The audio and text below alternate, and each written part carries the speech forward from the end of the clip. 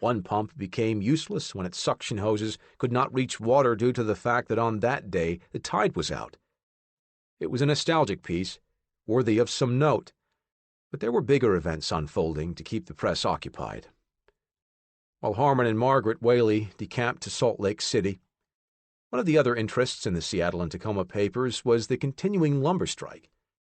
It was still a major issue, being that thousands of Northwest workers were affected. Mill workers refused to run the gauntlet of picket lines, and charges that communists were trying to break up the union began to percolate. The threat of violence constantly hung over the region's mills. Police protection was requested. Stories of hurled rocks and tear gas became more prominent.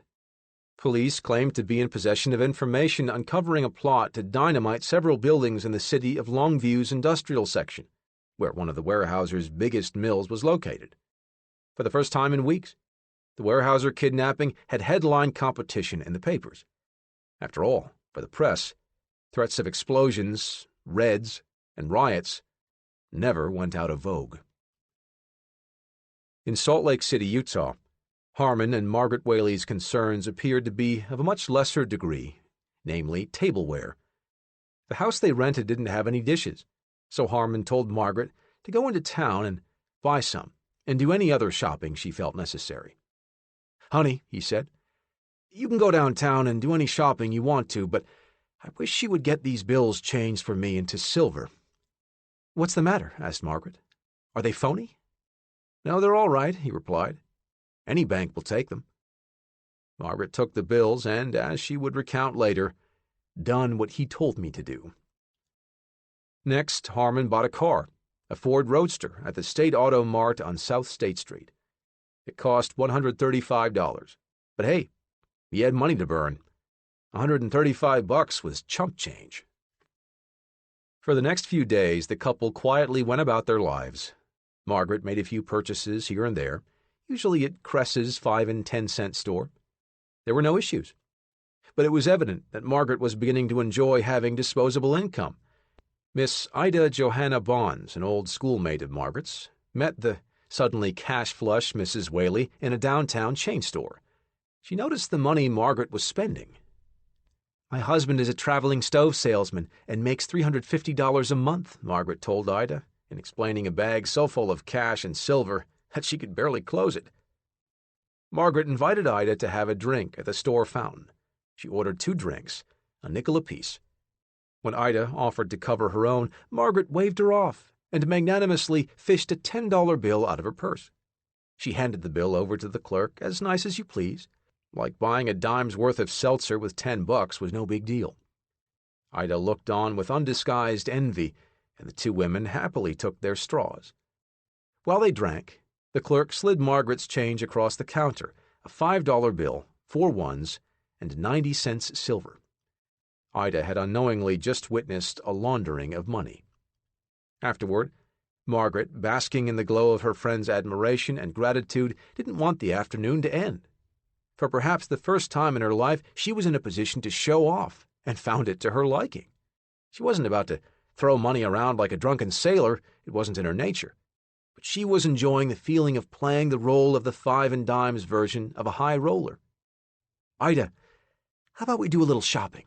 Who was Ida to turn down an offer like that from a flush friend? The pair waltzed into another store, where Margaret picked out a $3 dress. In the dressing room, while she tried on the outfit, she turned before the mirror, inspecting the dress from all sides. As she stood there, she wondered to herself how Harmon would react to the dress. She so wanted to impress him, to bring out that smile she so desperately loved to see. Then another idea occurred to her, another way to feed that need for acknowledgement and appreciation. She reached into her purse, withdrew 5 silver dollars, and handed them to an astonished Ida. "Here," she said, "for you." Ida, her eyes darting between the coins and her friend, said, "Mother isn't used to me coming home with money like that. What will I tell her?" Margaret took another appraising look at her dress in the mirror before turning a coy smile toward Ida. "Just tell her a school chum gave it to you for a graduation present," said Margaret. From there they moved on to another low-priced store, some habits die hard, where they went into the restroom and Margaret locked the door. Her friend looked to her, puzzled, wondering what new revelation her surprising friend had for her. Opening her purse, Margaret counted bills she had in a billfold. There were $5 and $20 denominations. The fold was so full it could hardly close. On the side of her purse, Ida spied 3 $10 bills with a large quantity of silver. "Where did you get all the silver?" a stunned Ida asked. In response, Margaret handed her friend a small change purse she'd purchased earlier, and then proceeded to count out dimes that were evidently to go in it. She counted out 27 and pushed the stacks toward Ida. It was another gift. From the restroom, the two went to another store, the shopping spree in full swing. On the way, courtesy of Ida, the conversation switched from dresses and shoes to something of more substance: the Tacoma kidnapping. "I don't see how those people have enough nerve to do a thing like that," said Ida. "Sooner or later they will be caught." Margaret was conspicuously quiet on the subject. She then quickly switched the discussion to that of the Lindbergh kidnapping and trial. The conversation eventually picked up steam, and Ida noticed that her old-school friend seemed well-versed on both crimes. That same day back in Tacoma, Special Agent in Charge Connolly received a welcome interruption from his duties. It came in the form of one of his agents, an excited grin on his face, and a paper clutched in his hand. "A dispatch, sir," said the agent, not hiding his emotion. The man's animation spoke volumes to the Special Agent in Charge. He knew what was coming. Their first big break. "Read it," he said. The agent cleared his throat. "One of the $20 ransom bills has been passed on June 2 at the railroad station in Huntington, Oregon, by a man with a tan suit, brown hat, smooth face, about 5'11", 30 years of age, with features said to resemble the gangster Campbell." The agent looked up to see the effect the news had on his superior. Connolly did not disappoint him, offering the slightest of smiles, a reaction comparable to a shout for joy to any other man. "Go on," said Connolly. The agent read the dispatch word for word. The ticket buyer spoke in a low voice and acted slightly nervous. The ticket had been bought for Salt Lake City. It's astonishing what some people can remember. "Thank you," said Connolly. "Please get me Special Agent in Charge Wine in Salt Lake City." "Yes, sir," said the agent. "I'll call him immediately." After the agent had left and was out of earshot, Connolly thumped the desk with his fist, his tight grin expanding to an actual smile. He knew that the first crack in the dam frequently led to a flood. A moment later, Connolly was speaking with SAC LD Wine. Wine replied that he only had one man at his disposal, but Connolly assured him that he would be receiving reinforcements. 3 agents, who had been sent up from Los Angeles to Tacoma, were immediately dispatched on the first plane to Utah. The next thing Connolly did was check to see if the train ticket was actually used. If it was not, then he was going to charter a plane to Huntington. The purchaser might still be there. The purchaser was not. The purchaser was in Salt Lake City with his wife, Margaret Whaley, who had just returned from a delightful afternoon with an old-school friend. On June 4, authorities got their next break. Another bill appeared in the money order receipts of the Spokane post office. The money dam was spouting more leaks. It was only a matter of time before it broke. On Thursday, June 6, the Whaleys took a short excursion to Emigration Canyon, about 6 miles from Salt Lake City. Margaret thought it was simply a bit of sightseeing. Harmon had other ideas. It was a pleasant drive through the forested terrain. Sweeping hillsides and plummeting valleys were their companions through the greater part of the drive. Margaret leaned against the window, staring out at the passing beauty. "You know what Emigration Canyon is famous for?" said Margaret, still staring off through the window. Harmon glanced her way. "Famous? This place? No idea." He sounded honestly curious. "If you grew up here, you learned it," said Margaret almost dreamily, caught up in the grandeur of the landscape. Emigration Canyon was known for 2 historic events. It was part of the route taken by the Donner Party back in 1846. "That Donner Party?" interrupted Harmon with a smile. It clearly amused him. "Like people eating each other Donner Party?" Margaret turned to him with a sort of Look at you, Mr. Smarty Pants, smirk. The same, she said. And on a more uplifting note, it was also where Mormon pioneers came through a year later, with Brigham Young himself looking down upon the canyon and saying, at this point Margaret affected a deeper voice, "This is the right place. Drive on."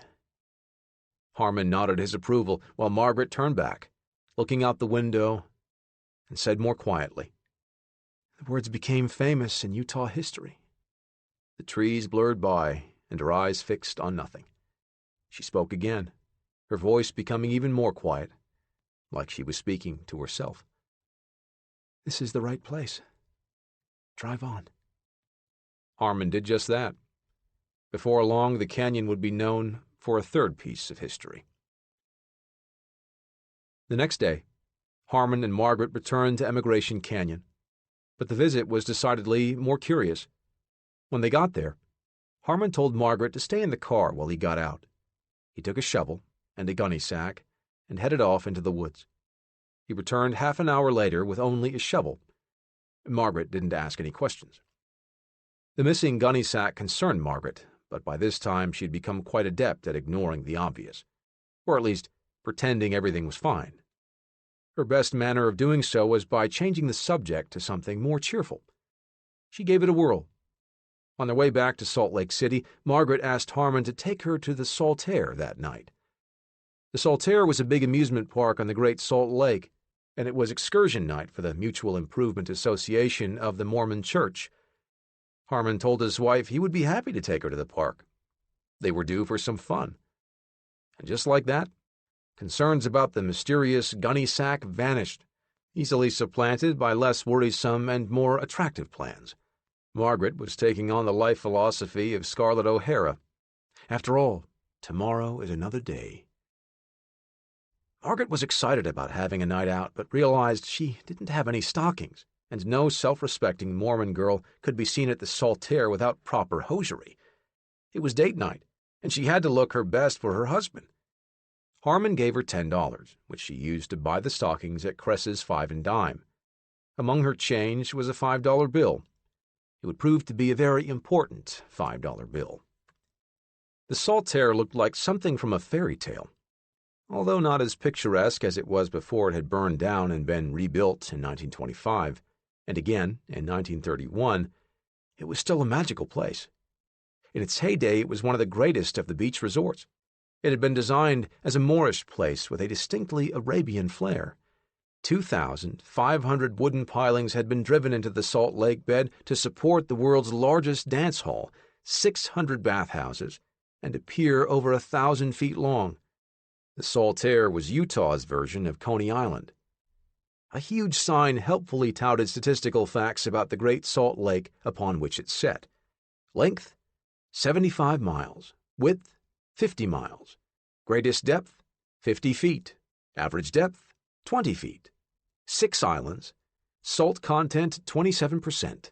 You float like a cork.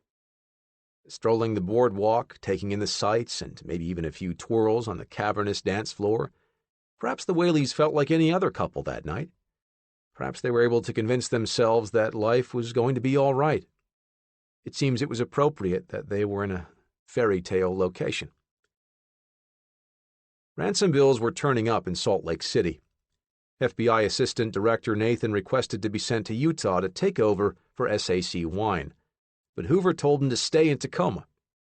SAC Connolly instead was directed to fly to Salt Lake City immediately. Hoover knew the game and knew it well. He'd been doing this long enough now to the point where he could see around corners, and he liked what he was seeing. The chess pieces were moving, and his opponent was making critical mistakes. Unless something completely unexpected happened, he knew that his queen was moving inexorably toward the kidnapper's king. Checkmate was inevitable. The director was not the type of man who would rub his hands together in anticipation. He was too buttoned down, too professional. But if there was ever a time to do it, this was it. By Friday, June 7, 9 bills had surfaced, and authorities had definite information as to the character of the stores through which the bills were being passed. But a problem had arisen. Somehow, again, the local newspapers had gotten wind of it. Acting SAC Wine quickly got in touch with the city editors of the 3 local papers and asked them to withhold the stories and avoid publicity on the bills being passed. What he was asking was anathema to any newspaper man. Sit on a scoop? Unheard of. But the power and influence of Hoover worked wonders. The papers grudgingly agreed. When Conley arrived in Salt Lake City, he was informed that there was still no identification of the person passing the bills, but that it was apparently a woman on foot, due to the character of the stores. He was also informed that the culprit wasn't aware that the feds were wise to her and would most likely continue spending the bills. Meanwhile, in Ogden, Margaret's grandfather got a visitor. "I answered the door, and a man asked me if Harmon Whaley lived at this address. I told him no," said Mr. Thulin, "and he said, 'That is funny.' He then said, 'Well, I've a package to leave here.' It was a suitcase. He told me his name was Davis, and left the suitcase and departed. He was in a Ford car." At the same time, something else was brewing in town. At 12:25 p.m., one of the Bureau's few agents on location opened the front door of the Salt Lake City Bureau office in the courthouse building when something caught his eye: a slip of paper in the letter drop on the door. The agent read it and instantly knew this discovery was way above his pay grade. He rushed to show it to a stenographer in the office to make sure she didn't know anything about it before he passed it along to his superior. She claimed to know nothing about it. The note, printed in large letters on the back of an envelope torn in half, read as follows: "Listen, you amateurs. Stay off the Tacoma kidnap case. Warning. Egoist, egoist." Connolly instructed his agents to interview the elevator operators and to make a cautious inspection of the post office lobby and automobiles in the immediate vicinity. Nothing caught their eye. The message was apparently printed very hurriedly with a pen. The shade of the ink used and the type of the pen indicated to the agents that it might have been written in the post office lobby. The wastebaskets were examined, but the remaining half of the envelope was not found.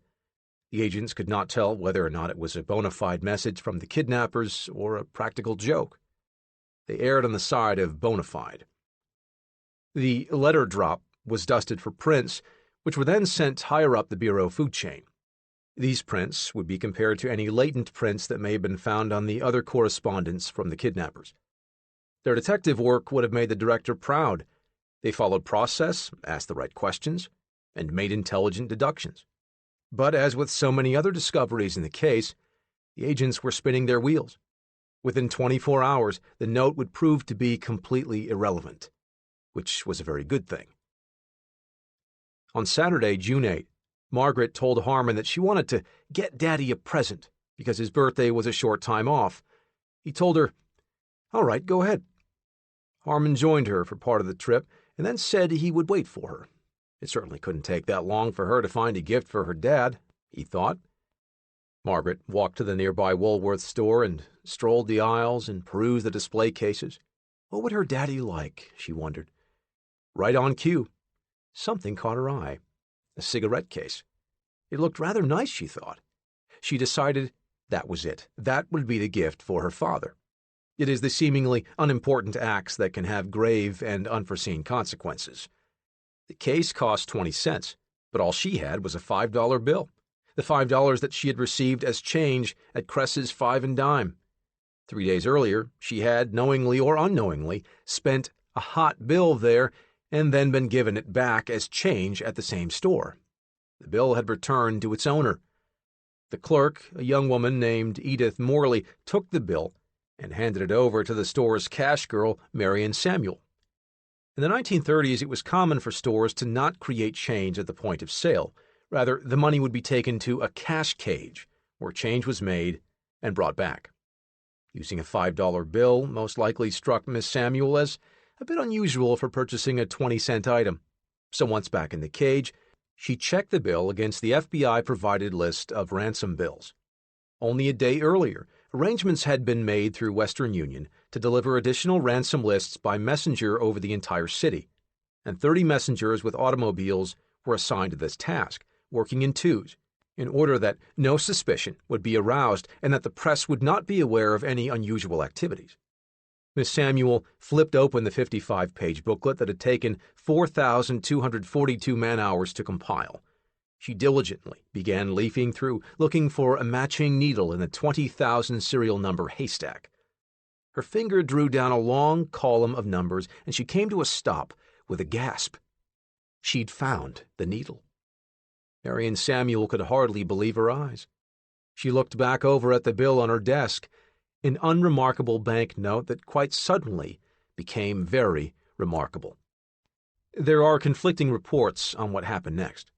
There are reports that, at the request of the FBI, the Salt Lake City Police Department stationed undercover officers in the cashier's cage of every downtown variety store to screen serial numbers. This is a valid possibility, since the feds knew bills were being passed and the type of stores they were being passed in. It makes sense that they might try this. And whether they were stationed at the Woolworth's store or were called in by a breathless Miss Samuel, Detective William M. Rogers and Patrolman L.B. Gifford were the police officials who made the confrontation. Margaret was standing idly at the counter, waiting for her change, when she was approached by two men whom she did not recognize. What she did recognize, though, was that one wore a police uniform. "Excuse me, miss," the other man said, and held up the $5 bill between his fingers. "We have some questions about this bill you just used to make your purchase." Margaret tried to look puzzled, but she was not practiced in the art of deception. "But first, we'd like to know your name," the man asked. "Margaret von Metz," she said. "Are you married?" "Yes." "And your husband's name?" Margaret licked her suddenly dry lips. "Herman. Herman von Metz." "And does your husband work?" "He does. He works for a man named Bob." She paused for a split second. "On a truck." "I see," said the detective. To his police-trained eyes and ears, this woman was a terrible liar. Frankly, to just about anyone, she would have been a terrible liar. It simply wasn't in her nature. "And this $5 bill you just spent?" "My husband's boss—" "Bob?" offered the detective. "Yes, Bob. He gave my husband a $10 bill, which he then gave to me. I changed it at Cress's, which is how I got that $5 bill." She fluttered her hand in the direction of the bill the detective was still holding. "I see. It's von Metz, is it? We'd like you to come with us, please." They took her to the Salt Lake City field office. While there, agents found another ransom bill in her purse. As they say in cheap dime store novels, the kind purchased at stores like Woolworth's and Cress's, the jig was up. While Margaret's drama was unfolding, Harmon was still waiting on the street, wondering what had become of his bride. She'd said she would be back in 15 minutes, that she was going to Cress's. When she didn't return, he went up through Cress's and Woolworth's and Grant's, but he never saw her. He presumed she'd run into an old girlfriend or a school chum and had probably walked up the street. He went back to the car and waited. After an hour, he presumed he'd simply missed her and went back home. But she wasn't there either. While home, he noted that there were a lot of old papers lying about, so he decided to burn them in the stove just to get them off the floor. He was simply being tidy.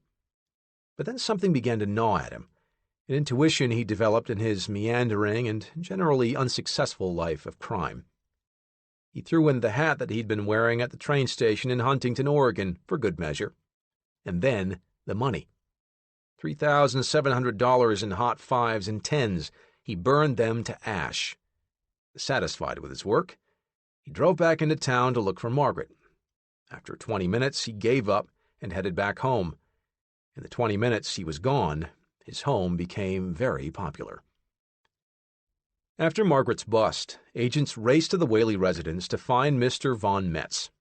They arrived only minutes after Harmon left to go looking for his wife, so they laid in wait.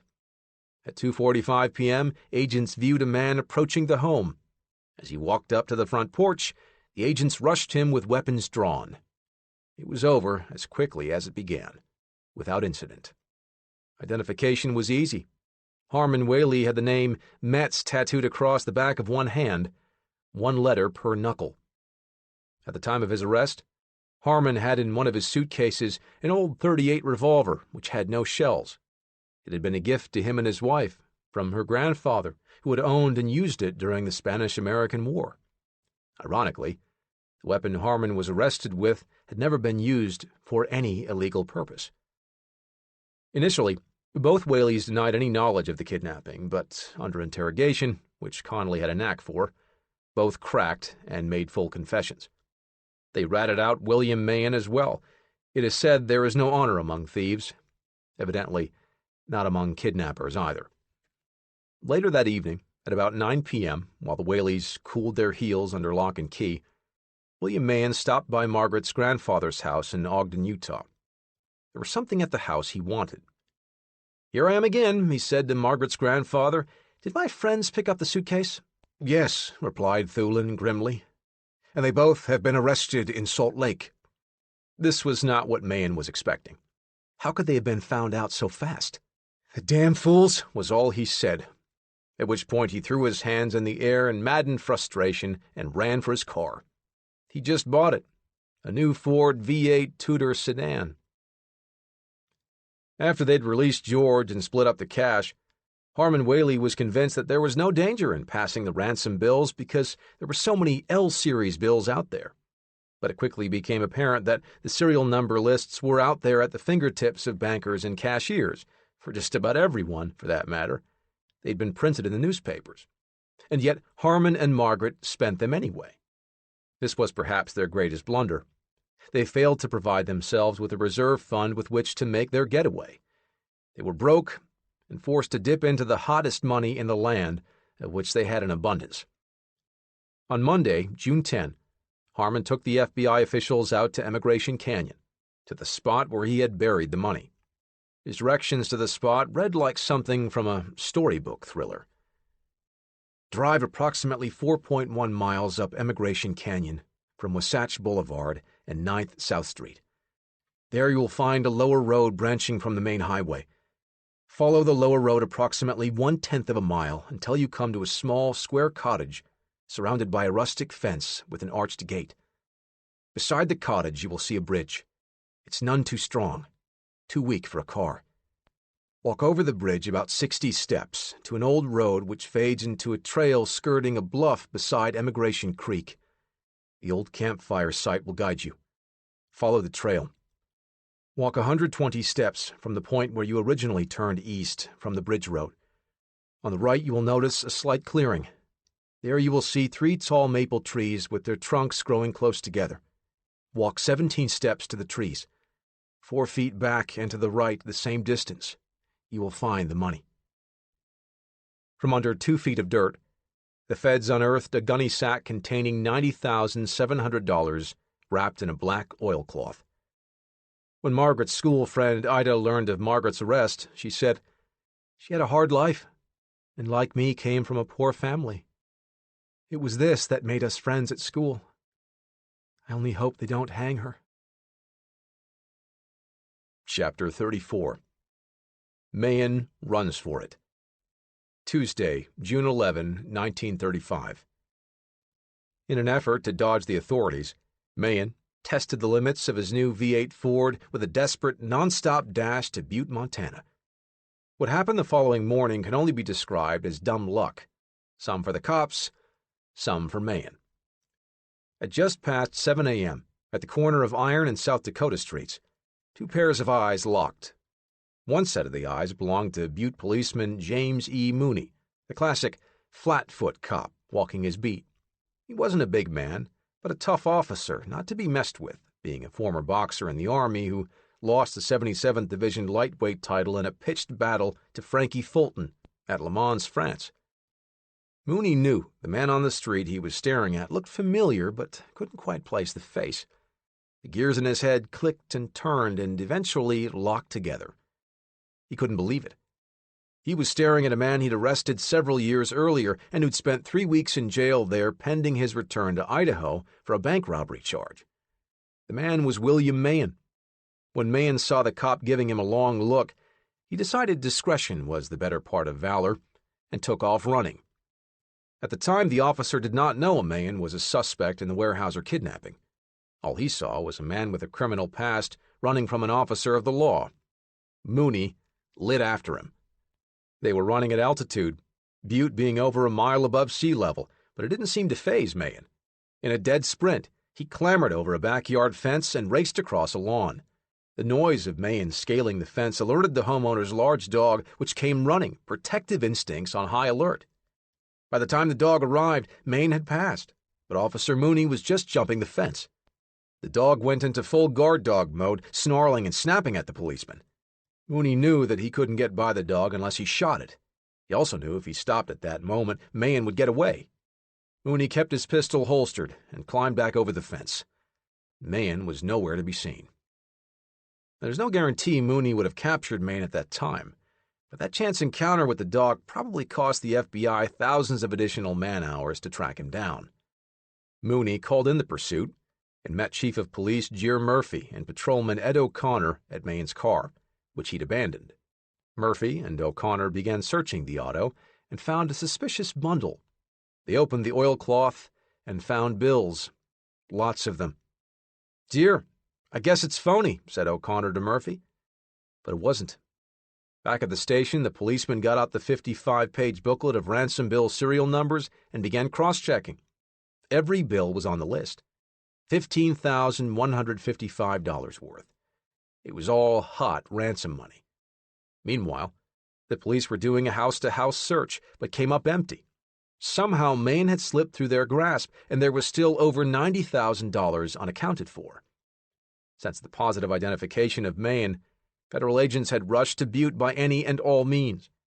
In town, agents and police officers scurried about with sidearms prominently displayed, a clear indication they expected to shoot it out with the kidnapper or kidnappers. Word spread through the mining town. The Weyerhaeuser kidnapper was on the loose in their streets, and every man, woman, and child kept a weather eye out for anyone who looked even remotely suspicious. Hoover directed his men to shoot to kill, and when he spoke to reporters about Mahan's criminal record, he pointedly commented on the number of paroles the kidnapper had been granted. Hoover was furious over the current parole system in America and made no bones about it. When speaking before the International Association of Chiefs of Police, he said that legal vermin, political scum, and sob-sister judges were public enemies as much as gangsters. Hoover considered the nation's lack of a strong parole system a ghastly farce.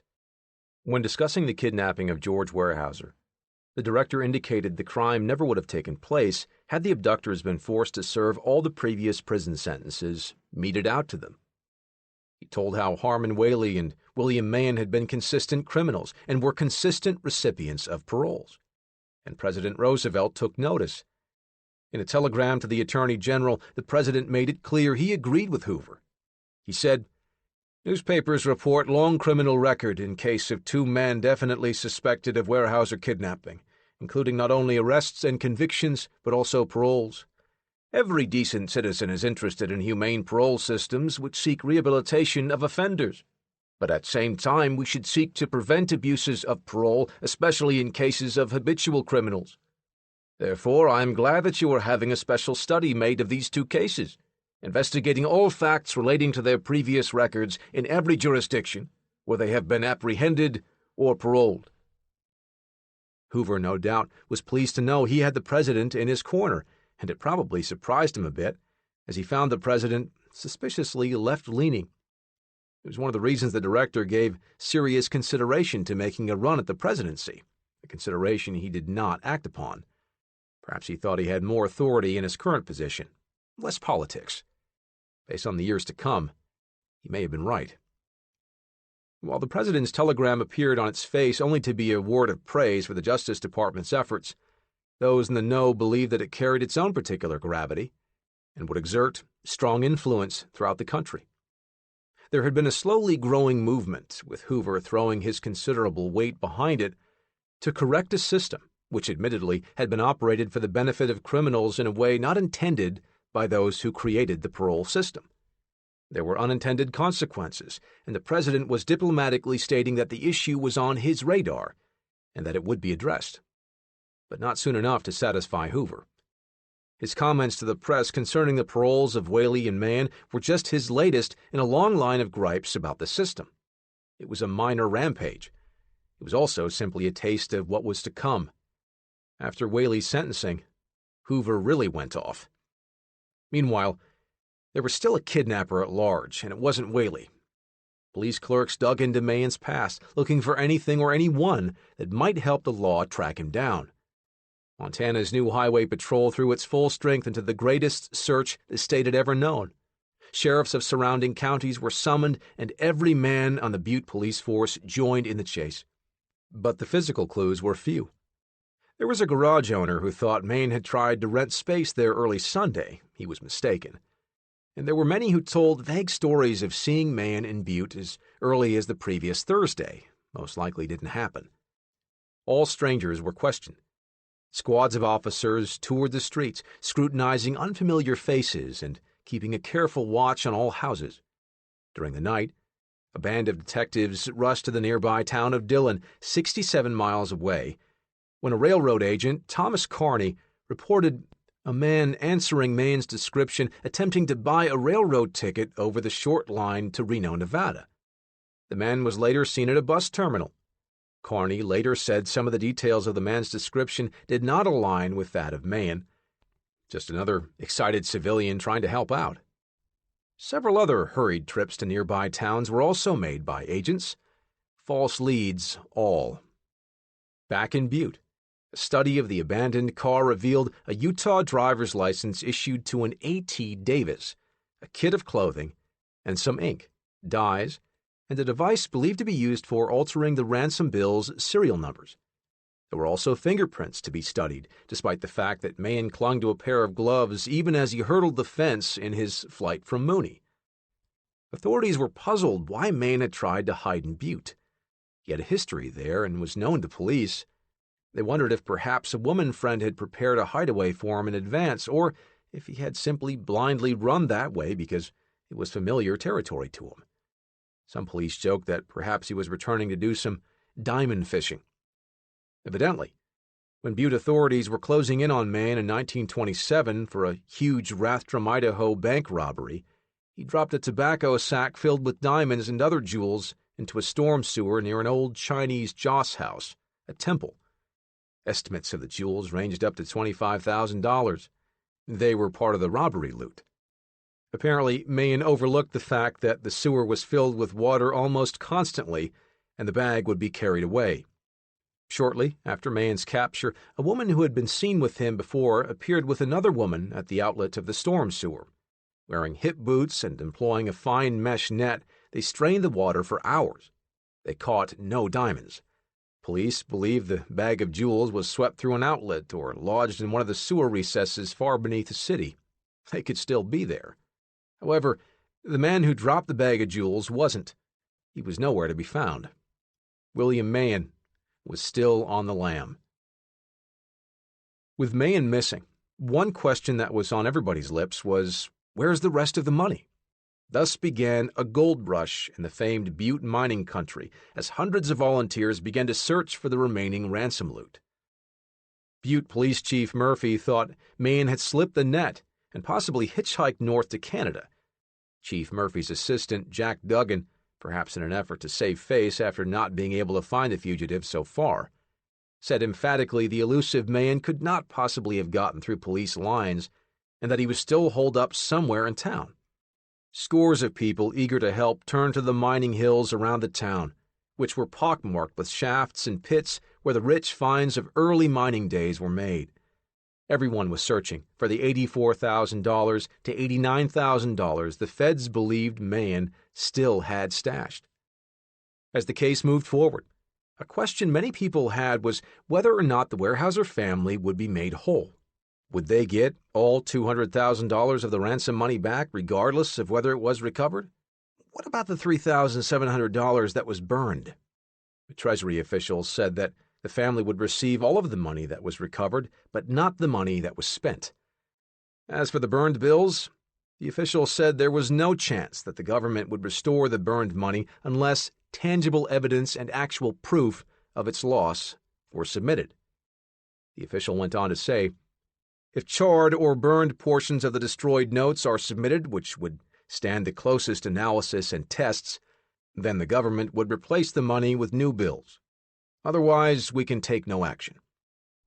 Author's note: before this information had been discovered in research, I asked George 85 years after the fact, if his parents had gotten all of the money back. His answer? Have you ever known the government to give money back? Chapter 35. The Good News. Monday, June 10, 1935. Word was out that the kidnappers were identified and that 2 had been captured. Enormous headlines trumpeted yet another victory for the G-men. Even though Mahan was still in hiding, optimism ran high for his immediate capture. Jaws of a relentless federal trap were closing on remaining members of the George Weyerhaeuser kidnapping gang today, wrote the Seattle Times, as Department of Justice agents abandoned for once their secrecy of movement and forecast rapid capture of all principals in the band of abductors. The investigation was touted as a 7-day wonder. It had only been 7 days after the headline-grabbing kidnapping ended with the safe return of George, and the Fed's gigantic manhunting machine played out its inevitable role of capturing the gang of abductors. 25,000 federal identification orders on Mahan, fingerprints, photographs, his history, were rushed by airmail to the Northwest. At this time, the Feds had more than one person in their sights. They believed Mahan had an accomplice, a woman, and perhaps more people working with him. Within a day of Mahan's name hitting the papers, curiously, they always referred to him by his alias, William Mahan, instead of his real name, William Daynard. More tips for and requests of the FBI came pouring in. A staff correspondent for True Detective Mysteries asked for a photograph and fingerprint classification of Mahan so that they could use the material in the lineup department of the magazine, which printed photos of wanted criminals to help the public spot the bad guys and the police to apprehend them. Concerning the magazine, the correspondent made sure to point out to Hoover, "Doubtless you are familiar with it." In the state of Washington, Mahan's name was on the list of public enemies. Chief Criminal Deputy Sheriff O.K. Bodia was insightful enough to have earlier picked Mahan, based on his record as a bank robber, as a suspect in the Weyerhaeuser kidnapping. Mahan had 5 Washington bank robberies chalked up against him. He was credited with holdups in Centralia in 1924, Oakville in 1927, Eatonville in 1933, Cle Elum in 1934, and North Bend just a few months before the kidnapping. For the North Bend robbery, Mahan let his reddish beard grow and covered a scar on the left side of his mouth with an auburn mustache, which did not confuse the cashier who later identified him. After the holdup, Mahan allegedly paid a farmer $7.50, an odd amount, to drive him from North Bend to Seattle. With gas running 16 cents a gallon and the drive only about 30 miles, the farmer, ironically, made out like a bandit. The farmer later told police he left Mahan at 5th Avenue South and Weller Street. When the car used by J.P. Weyerhaeuser to make the ransom drop was found abandoned at that same intersection, near where Mahan was thought to have a hideout, Seattle detectives put 2 and 2 together and told the feds that Mahan was the best bet among Weyerhaeuser suspects. For weeks, Mahan's mugshot had hung on the Tacoma Police Department bulletin board. Cops looked at it every day. Local press had seen it too. When word got out that Mahan was a suspect the feds were searching for, the face they'd looked at in the police station for weeks, reporters kicked themselves for having missed a scoop. Several days earlier, one agent, with a sense of humor, tired of a reporter's constant questions when he was at the station, turned toward the bulletin board and said, "You've accused everyone else of the kidnapping. Why don't you pin it on this fellow?" The agent was pointing at Mahan's mugshot. The laugh was on the police and reporters for not earlier connecting Mahan to the crime, but the bigger laugh came from the Weyerhaeuser family when they received notice of the Whaley's capture and the recovery of some of the money. "Isn't it splendid they caught the kidnappers?" said George's mother over the phone. "The money, the $15,155 found in the automobile in Butte. Well, it's certainly that much to the good, isn't it?" George's father's response was more succinct, if not still enthusiastic. His exclamation ran from "fine" to "great" to "that's good news." When he learned how much of the $200,000 had been recovered, his reaction was equally short. Good. When J.P. Weyerhaeuser read a newspaper account of the capture in Salt Lake City and the chase in Butte, he chortled, "Apparently, by the papers, it was a damned fine piece of work." When big news hit, newspapers would run an extra edition later in the day to stay as current as possible. In the movies, when you would see paper boys standing on street corners in knickers and flat-top caps yelling at the tops of their lungs, "Extra, extra, read all about it." That's what they were referring to. All across Tacoma, people rushed from their homes to buy extra edition newspapers and stood in excited knots under a drizzling rain to tell one another the glad news. 2 of the kidnappers were in cuffs. Chapter 36. The Hideout Found. Monday, June 10, 1935. The kidnapping investigation was spread across hundreds of personnel, segmented into different groups with different objectives, but the lion's share of the effort went toward tracking down the perpetrators. There was, however, a large contingent of police and federal agents whose sole purpose was to find the kidnappers' base of operation. They knew finding this would provide them with incalculable evidence and more clues, or clues as they were frequently called in the press. They finally got their break, and it surprised them. Most of the search had been in and around the Issaquah area, based on George's initial descriptions of where he felt he had been. He had said it was a short ride from where he was dropped off, so authorities assumed it had to be west of the Cascades. But eventually, the search broadened out until it finally reached Spokane. To travel between Issaquah and Spokane, the kidnappers drove 300 miles at high speed, but had to travel at a rate that would not attract suspicion to their automobile. That's a 4-hour drive if you make no stops. The rental house was in one of the older residential parts of Spokane and surrounded by old, middle-class, and smaller homes. It had originally been painted brown, but now had faded to gray. It had a run-down appearance and was frequently thought of by the neighbors as being vacant. It was one of those types of houses you would walk by and, if you even gave it a thought might be something to the effect of how the old girl had potential, a fixer-upper. Just a little elbow grease and a good coat of paint would be all it would take to breathe some life into the place. The property was owned by the Reverend Elia A. Evans, 78, ordained minister of the Congregational Church, who had better things to do than to invest what money she had into sprucing up a house that no one was going to live in for more than a few months at a time. She recalled how, when she learned the property had been rented, she went to the home and was met at the door by a man whom she later identified as Harmon Whaley, who did not invite her into the house, she noted. Although it had become a shabby residence, Reverend Evans still took some pride in her ownership. She told Whaley that she wanted her lawn kept green or she would have to cancel the lease. Harmon agreed to water it regularly. The Reverend Evans had no idea that George was inside, locked in a closet. For now, though, the 1.5-story bungalow was a crime scene. Justice agents swarmed throughout, looking for any new scrap of information that would help them in their case. The press was not allowed inside. There were 5 rooms: living, dining, kitchen, and 2 bedrooms, along with 3 closets and a bath. The home was situated on a high bluff overlooking Hangman Creek, along whose banks ran the Northern Pacific Railway Company tracks. Up from the canyon, the sounds of the rumbling trains could be clearly heard, even though the tracks were hidden from view of the home. This bore out George's observation regarding the sound of trains while being held prisoner. The house, bracketed by lilac and syringa hedges, had an unfinished attic, and there were gables on the north and west sides of the home. For what it's worth, George's closet was, as he guessed, indeed on the right side of the house. The blankets that George had been kept under when kidnapped and released were the property of the good Reverend Evans.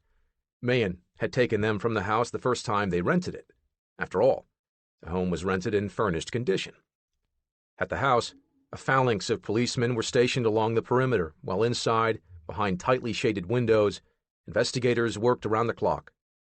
Suddenly, a large black sedan whipped into the alley in back of the house, scattering the persons gathered there. The car backed into the yard, the doors flew open, and agents sprang out, and so did George Weyerhaeuser. He'd been secretively spirited away from Tacoma and over to Spokane to help authorities confirm whether or not it was the hideout. The agents quickly formed a scrum around George, and they swept him into the house. He was only in for perhaps 20 minutes before the back door opened, and 2 large men stepped out, the boy next, and 2 other men bringing up the rear. "Here he comes," the crowd shouted, surging into the yard only to be pushed back by police. A newspaper photographer had set up a camera near the car. One of George's bodyguards, a federal agent, confronted the photographer and made his point clear: no pictures. From intimidation or respect, the photog closed up his camera. George, hiding his face and clinging tightly to the coattails of another officer, passed so close to the photographer and newspaper men that they could have touched him. They gave him his space. Respect it was. George scrambled into the car, the agents behind him, and the sedan dashed out the alley, bound for a destination that not even the police knew. Part 4. Just Deserts. Chapter 37. Legal Wranglings. Wednesday, June 12, 1935. Lights burned in the top-floor windows of the Federal Building in Salt Lake City. Behind those windows sat the Whaleys, recovering from a night of exhaustive interrogation. If you were one of the few that were granted access, you would have seen more than a fair share of guards posted, as well as a police matron waiting outside in the corridor. The stenographer had been seen entering the office at 10 p.m. the night before, and it was speculated that she might have been summoned to make a statement obtained from the prisoners. A statement for what purpose? A plea deal? Margaret's family had retained an attorney, William Rieger, and he was making demands. That previous day there had been a delay in arraigning the Whaleys. This caused speculation that an agreement might have been reached between the federal agents and the Whaleys that would permit them to plead guilty under the Lindbergh Law rather than face a Washington state jury and the possibility of a death sentence. Rieger, after being denied an interview with Margaret for 2 days, finally was granted a short visit to help him get a reading on his client's wishes. Afterward, he wouldn't say how Margaret would plead, but he certainly knew what the feds wanted. They wanted her behind bars for a very long time, but they were moving with extreme delicacy. This was a Hoover matter after all. Mistakes could not be made. For the time being, the feds did what they did best: keep mum. As a result, nobody knew what was going on behind those closed doors. The press could only guess at this point, and were anxiously awaiting any news on the Whaleys' arraignment. The FBI knew a media circus was inevitable and couldn't stop it, but they also knew they could mitigate it. Unbeknownst to the press, the order had been given to get the couple out of Utah and up to Washington state. But officials knew that the moment they stepped out the front doors of the federal building, it would be bedlam. But the gentlemen from the Justice Department were old hands at this. In short order, they concocted a strategy that addressed this concern. While newspaper men and photographers impatiently waited around the front of the federal courthouse, fully expecting any action to take place there, the couple were quietly whisked down the back stairs and loaded into a taxicab, sight unseen. The Whaleys' next stop was the airport, where they would be taking a United Airlines plane for Tacoma shortly before 2 p.m. Mountain Standard Time. The plan worked. The press didn't get wise of the escape until the kidnappers were touching down on Washington state soil. The prevailing opinion was that both Harmon and Margaret would cop a plea of guilty to the Lindbergh Law kidnapping charges. There were several convincing reasons to do so. 1. The Whaleys had told their stories completely, and the confessions themselves pretty much wrote the word guilty. 2. United States Attorney J. Charles Dennis might ask for the death penalty should the Whaleys stand trial. 3. Although 36 kidnapping cases had been solved by the Justice Department since the Lindbergh Law took effect, few defendants had gone to trial. 4. If they went to prison, the parole board many years later might favorably consider the entry of guilty pleas and telling the whole truth. Those convicted under the Lindbergh Law got life behind bars. However, the kidnapping laws in the state of Washington carried a much more hefty and permanent cost: the death penalty.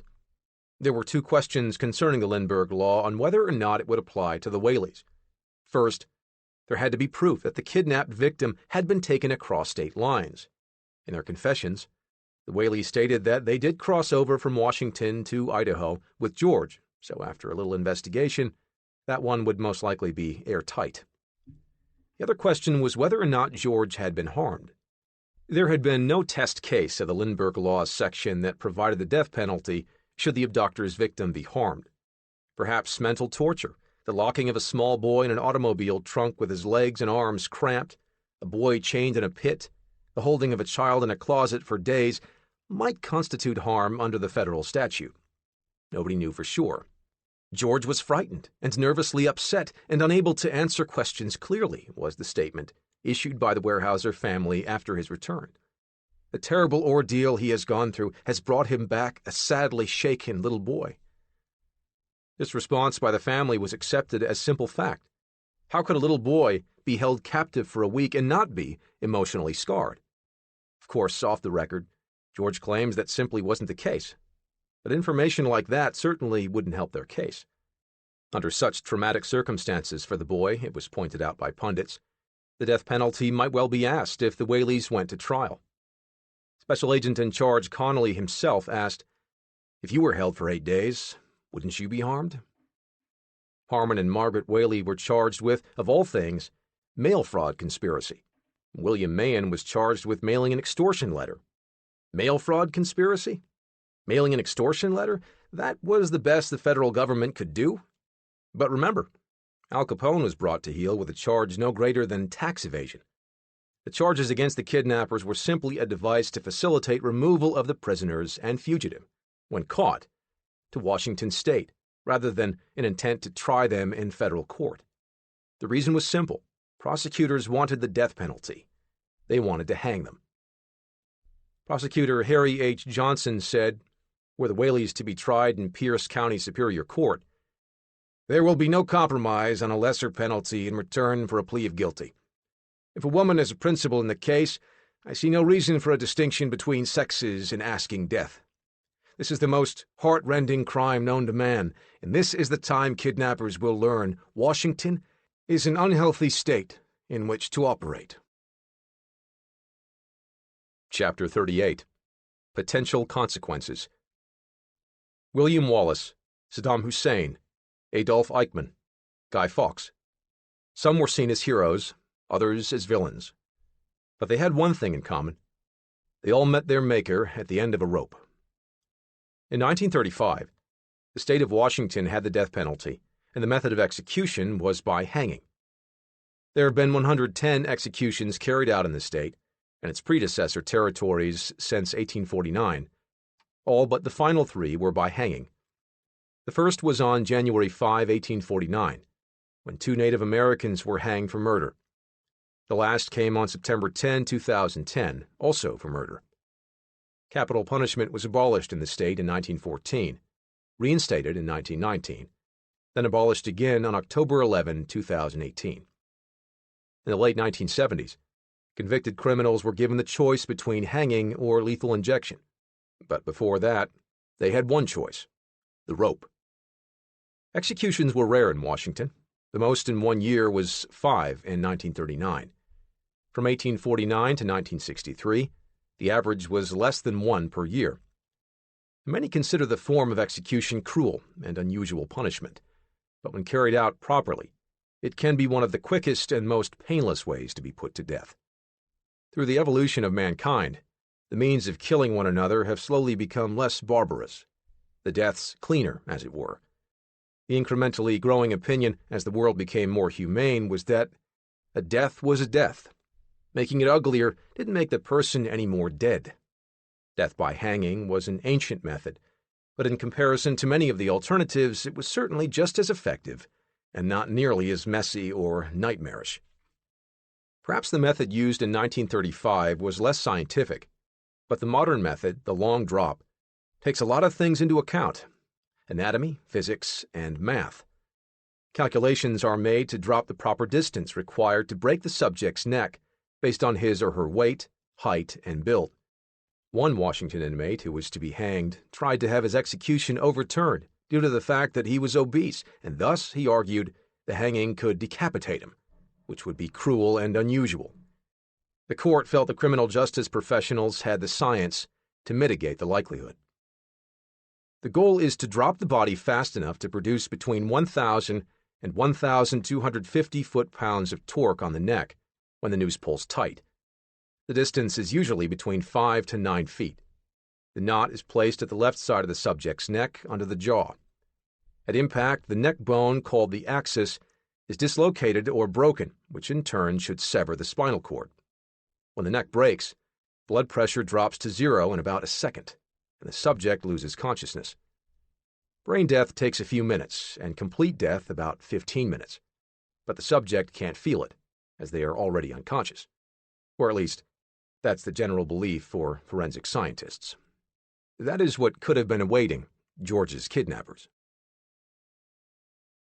Chapter 39. The Response.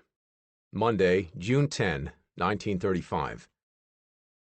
While one home in Tacoma, the Weyerhaeusers, was left jubilant at the news of the Whaleys' capture, another was reeling with shock.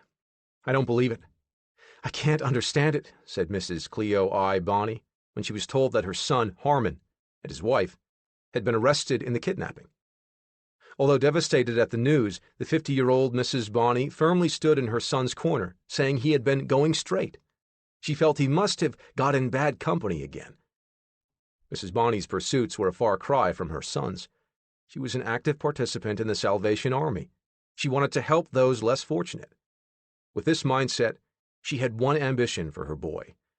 It appeared in the commitment record of juvenile Judge William E. Campbell, sent to the state training school at Chehalis, when Whaley was committed there for incorrigibility in 1927. Mother wanted boy to be a Salvation Army officer, and mother did all she could for boy. Sadly for Mrs. Bonney, that ambition was never met. For Margaret's family, it was even more heartbreaking. The girl had never gotten into any trouble before. In their eyes, her great sin was falling in with a bad man. To make matters worse, she was about to become a media darling, not in a good way. A 19-year-old Mormon girl caught up in the country's biggest crime? It was catnip for the press, and they could be merciless. Below a headline that read, "Mrs. Whaley dressed like a housewife," the summary and description was less than flattering. The article said that on the day she bought the cigarette case for her grandfather, she wore a morning dress like any housewife might wear for a day of shopping. However, Margaret Whaley wore leg irons today, and her name had been lifted out of obscurity as the lips of millions spoke of her as the first Weyerhaeuser kidnapping arrest. "This is Margaret Whaley, 19 years old, one of 14 children of a respectable Salt Lake City family." The article gave her specs: 5 feet 3 inches tall, 120 pounds, brown hair, blue eyes, and a face too broad to be pretty. Then, to cap it off, it pointed out how federal agents used an adjective no woman would relish to describe Margaret Whaley. It was plain. Not all the reviews of Margaret were so harsh. She was actually remembered by a police officer from a previous visit to the area.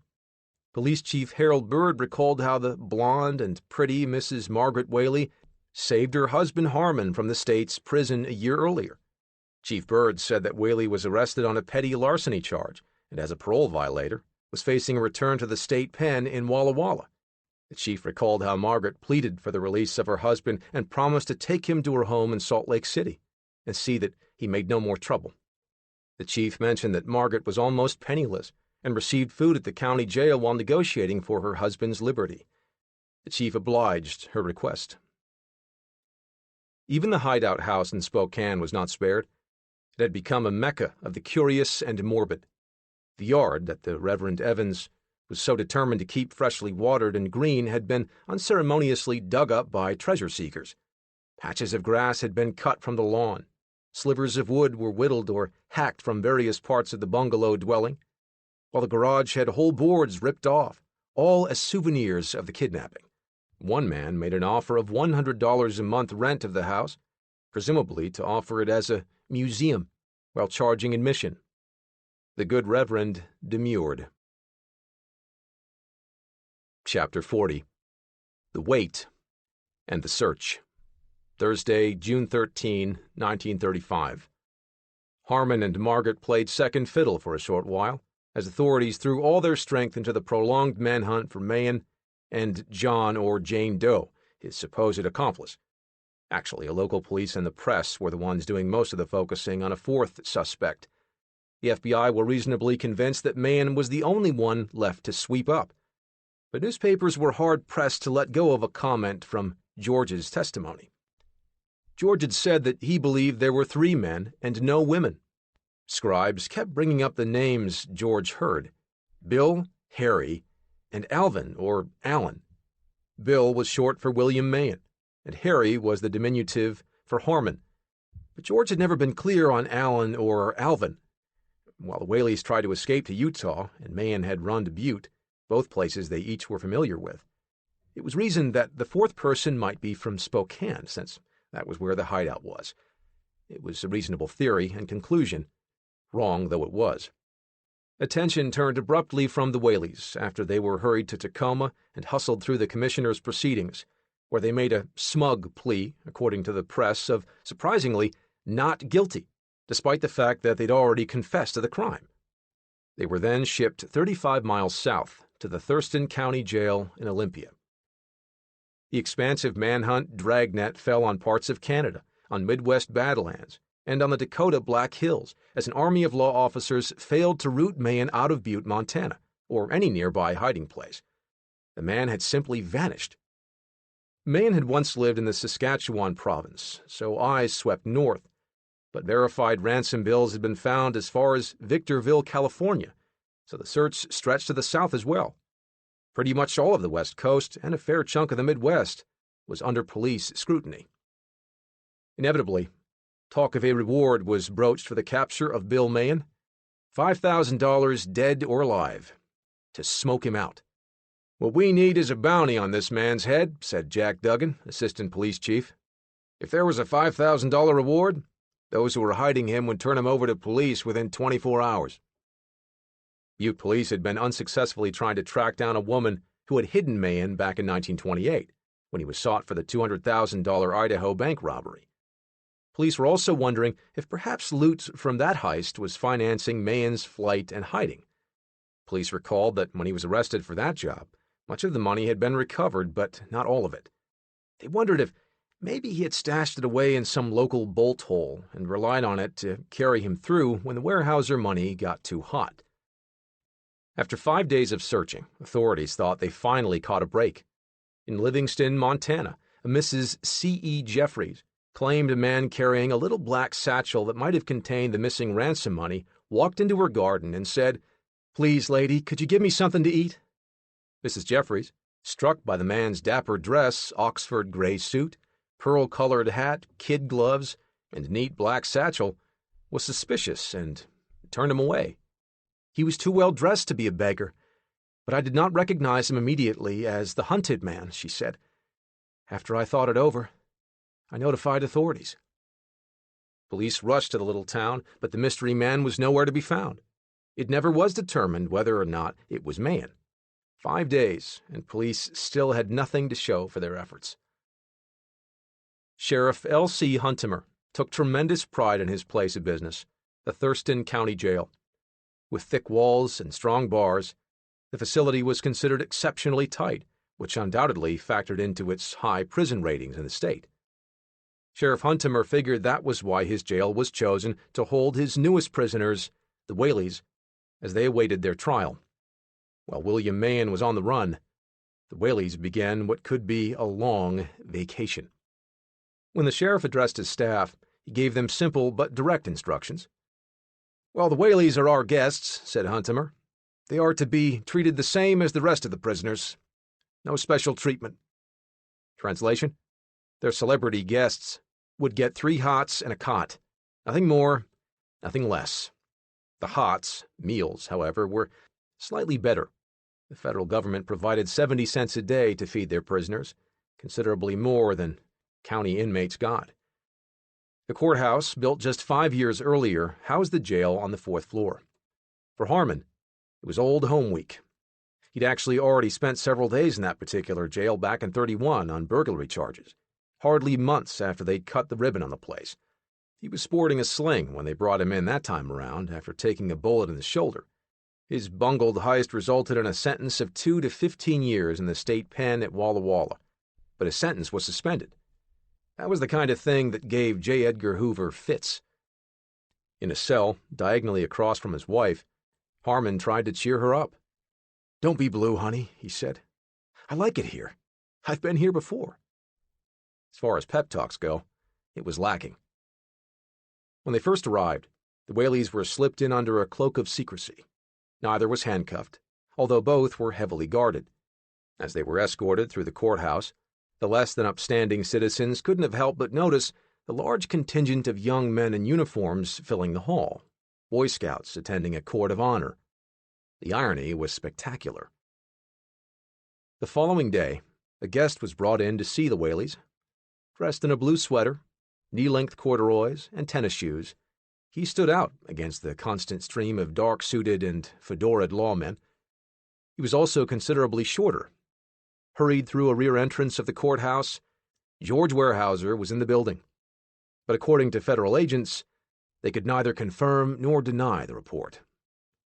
Nothing was disclosed of what conversation may have taken place between George and the Whaleys. It was not even said whether or not George actually spoke to them. He may have simply been there to point at them and say, "Yep, that's them." Chapter 41. The Waving Whaleys. Friday, June 14, 1935. Although weak from a 6-month illness, Mrs. Cleo Bonney, Harmon's mother, took steps to see that her son was not undefended. While Margaret's parents had already engaged a lawyer to handle her case, Mrs. Bonney said that she was broke but hoped to find an attorney who would defend her son in a trial that could send him to prison for the rest of his life, or keep him from being hanged. "I haven't any money with which to employ an attorney," Mrs. Bonney said, "but I do want to get one to help my boy all he can. So little of my boy's story is known.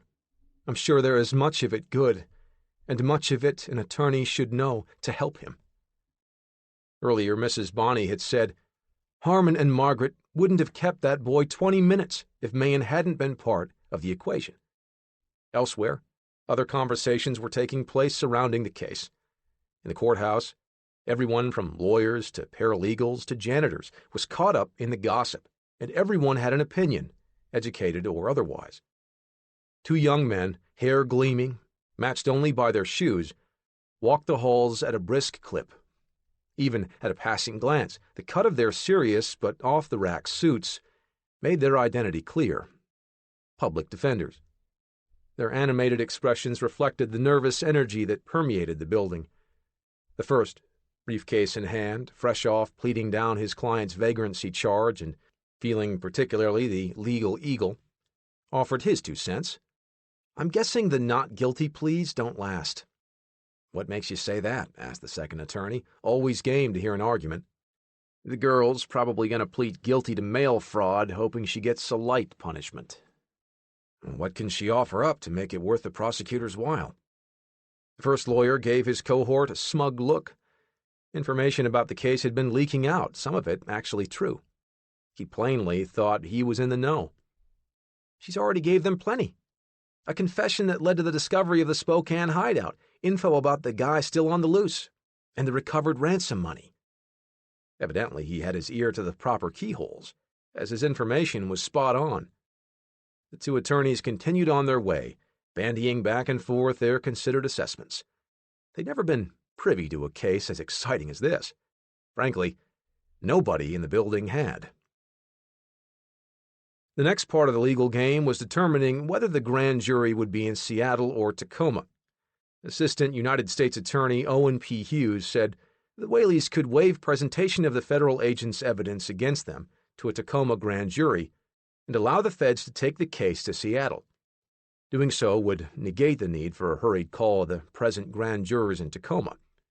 Speculation that the Whaleys' case might be heard in Seattle came after a Justice Department spokesman said, "We don't have to wait for the capture of William Mahan before proceeding with the case against the Whaleys. It may be a long time before the Justice Department catches up with them. The Whaleys could appear, if they wished, before the grand jury that would be hearing their case.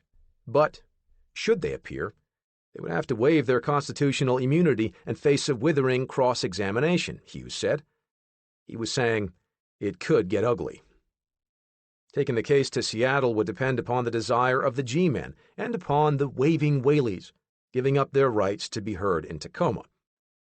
The Whaleys had already waived removal proceedings from Salt Lake City, waived their right to a preliminary hearing before a United States commissioner, and waived their right to be represented by an attorney at their initial plea. The nickname was fitting. Within 24 hours, it became a moot point as the legal picture came more into focus. An announcement was released stating that the Whaleys would not be tried under the strict Washington state kidnap law, which provided the death penalty.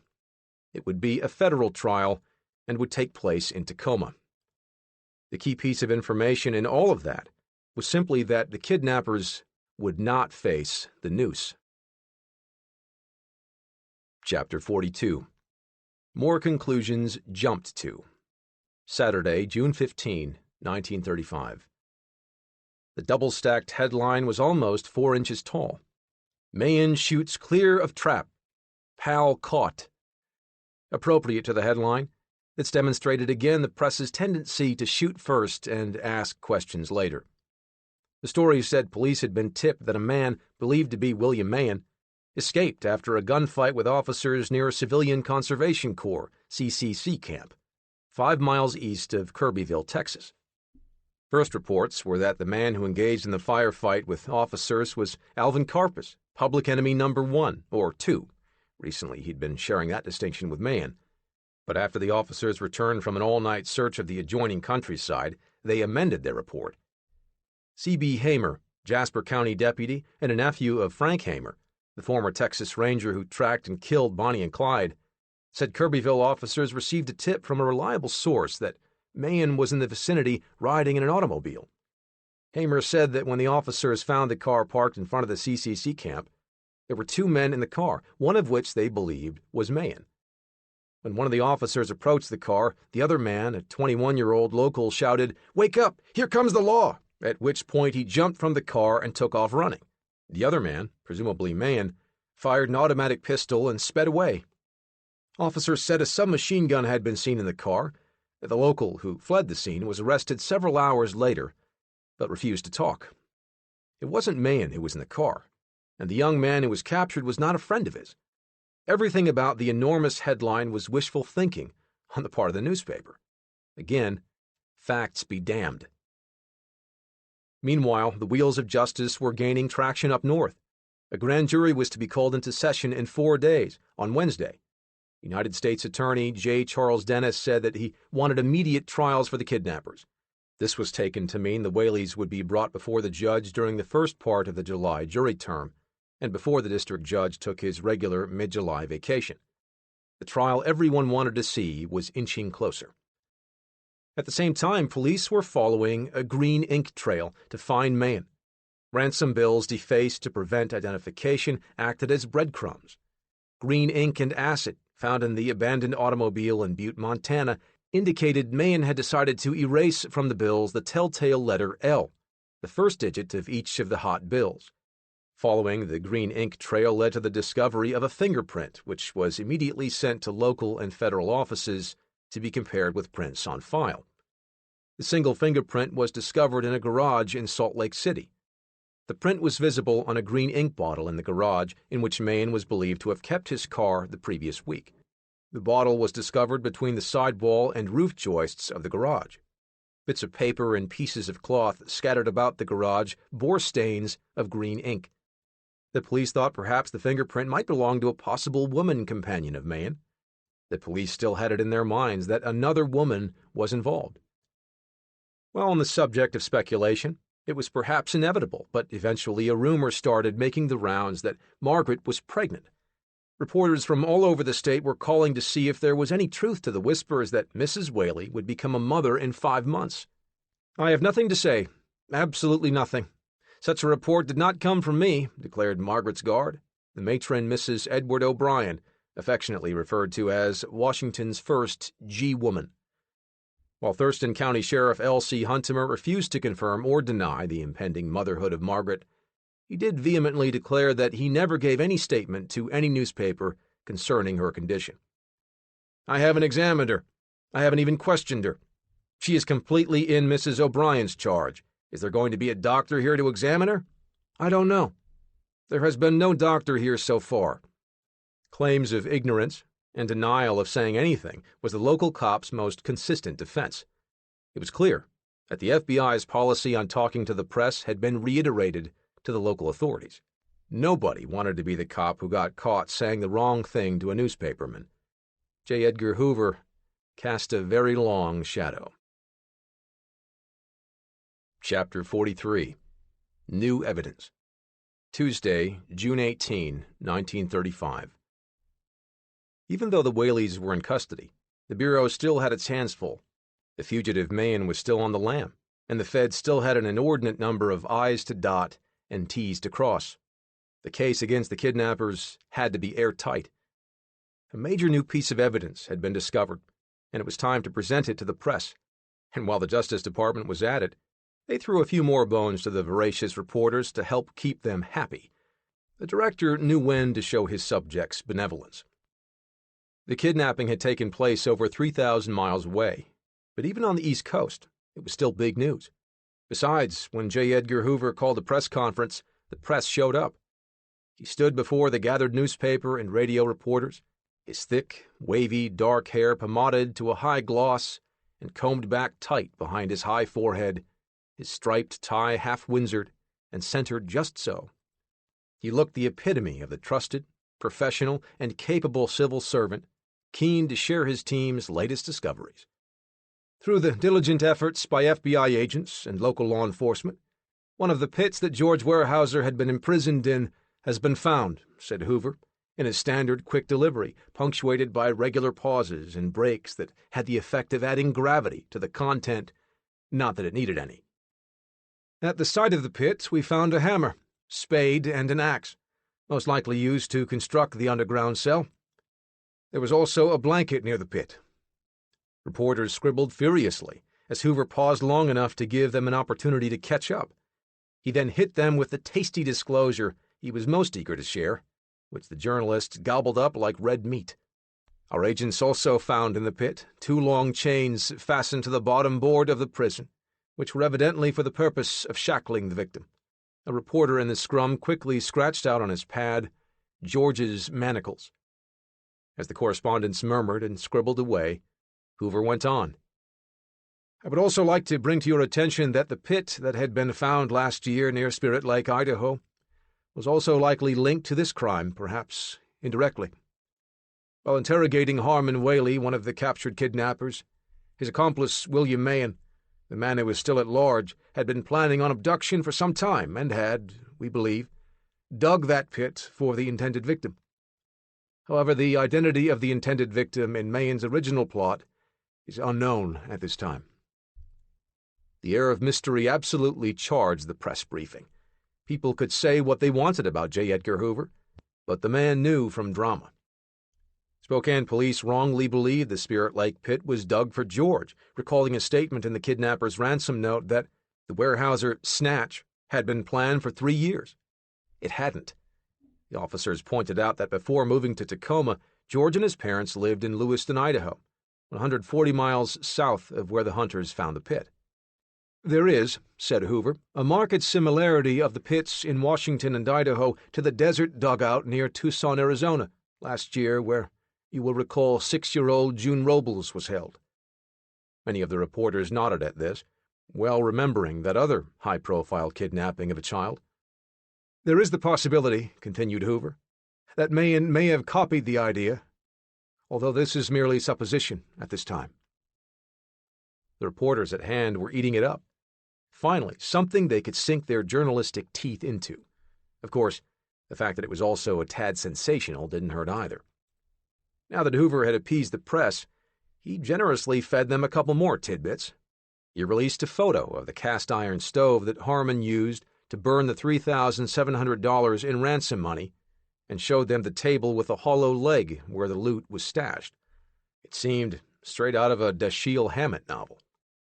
And then he wrapped it up with one last thing. For the record, Margaret wasn't pregnant. The press must have been thinking, well, you can't have everything. Chapter 44. Grand Jury and Indictment. Wednesday, June 19 to Thursday, June 20, 1935. The grand jury proceedings came and went with surprisingly little fanfare. They were viewed as perfunctory, a simple obligation that had to take place before the main event, the trial. From S.A.C. Connolly to George's father, to the taxi driver who delivered one of the kidnappers' messages, the members of the grand jury heard the story of the Pacific Northwest's first major kidnapping. The jurors were made up of 17 men and 2 women. As grand jury sessions are secret, the testimony was not disclosed to the press. However, reporters made educated guesses as to what was being discussed based on who they saw walking into the jury room. Foot dragging was not an option for the session. U.S. Attorney J. Charles Dennis, as well as Judge Edward E. Cushman, wanted the case hurried through. They expected an indictment the same day or perhaps early the next morning. If the Whaleys did not change their pleas of not guilty, a date for an immediate trial would be set. If the case went to trial, Dennis said that the death penalty would not be asked for. He said that, under the evidence he had to present to a trial jury, it had been finally determined that George was apparently not harmed within the meaning of the Lindbergh Law. The wait wasn't long. The government's legal machinery ran at top speed to return the indictment and bring the kidnappers one step nearer their fate. Within 1 hour after the attorneys opened the case, testimony of the 3 witnesses was over. It was a tidy bit of legal business. 3 indictments were returned at 2 p.m. to Judge Cushman. One charged Mahan, Harmon, and Margaret with kidnapping and conspiracy on 2 counts. Another charged the 2 men with 2 counts of extortion in sending the 2 mailed ransom messages. And the third accused Margaret of extortion in sending the second message through the mail, even though she had not admitted to this. They were held on $100,000 bond. If the prosecution could have come up with any other charges, it probably would have. The following day, Harmon and Margaret were hustled off to Tacoma by squads of G-men for their arraignment. Margaret was taken in one car, Harmon in another. When they left, the jail photographers gathered, eagerly looking for the shot. When they arrived in Tacoma, the same thing awaited them for the always highly anticipated perp walk, where suspects have to traverse from the police cars to the courthouse doors. They pulled up at the courthouse at 12:55 p.m. Harmon hid his face with a white cap. Margaret covered her face with the lapel of her coat. The press noted that the trip from the jail was made in fast automobiles. Corridors in the federal building were roped off to keep crowds back. 24 deputy marshals and FBI agents stood at the ready.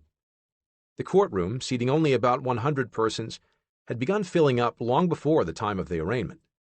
Marshal A.J. Chitty said the overflow crowds would be lined up in the corridor outside the courtroom, just like they were lined up for theater seats. This was the Whaleys' last chance to say what their part would be in the remaining events of the case. Would they stick with their not guilty pleas? If they changed to guilty, they could be sentenced immediately. No one admitted it, but the press and the public as well most likely secretly hoped for not guilty. Why end the drama? Marshal Chitty, under whose custody the Whaleys were now held, brought the couple in before the Honorable Edward E. Cushman, U.S. District Judge presiding.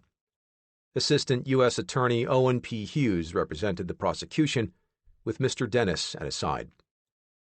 After the initial legalese, Mr. Hughes called forth Special Agent in Charge Connolly to summarize the events in support of the charges, without going into too much detail.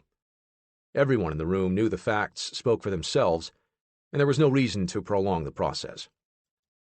Connolly related the facts of the case based on the statements made by Harmon, together with information the Bureau had culled through its own investigation. It didn't paint a pretty picture for the kidnappers.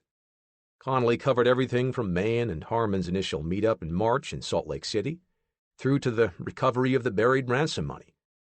In typical Bureau fashion, the summary, though painted in generally broad strokes as requested, was nonetheless thorough and precise. Now it was time for the Whaleys. Harmon would be addressed first, then Margaret. Judge Cushman cut to the chase.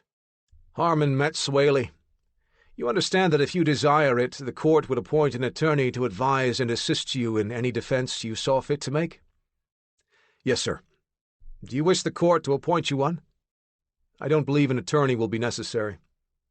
Judge Cushman, making sure everything went by the book, double-checked.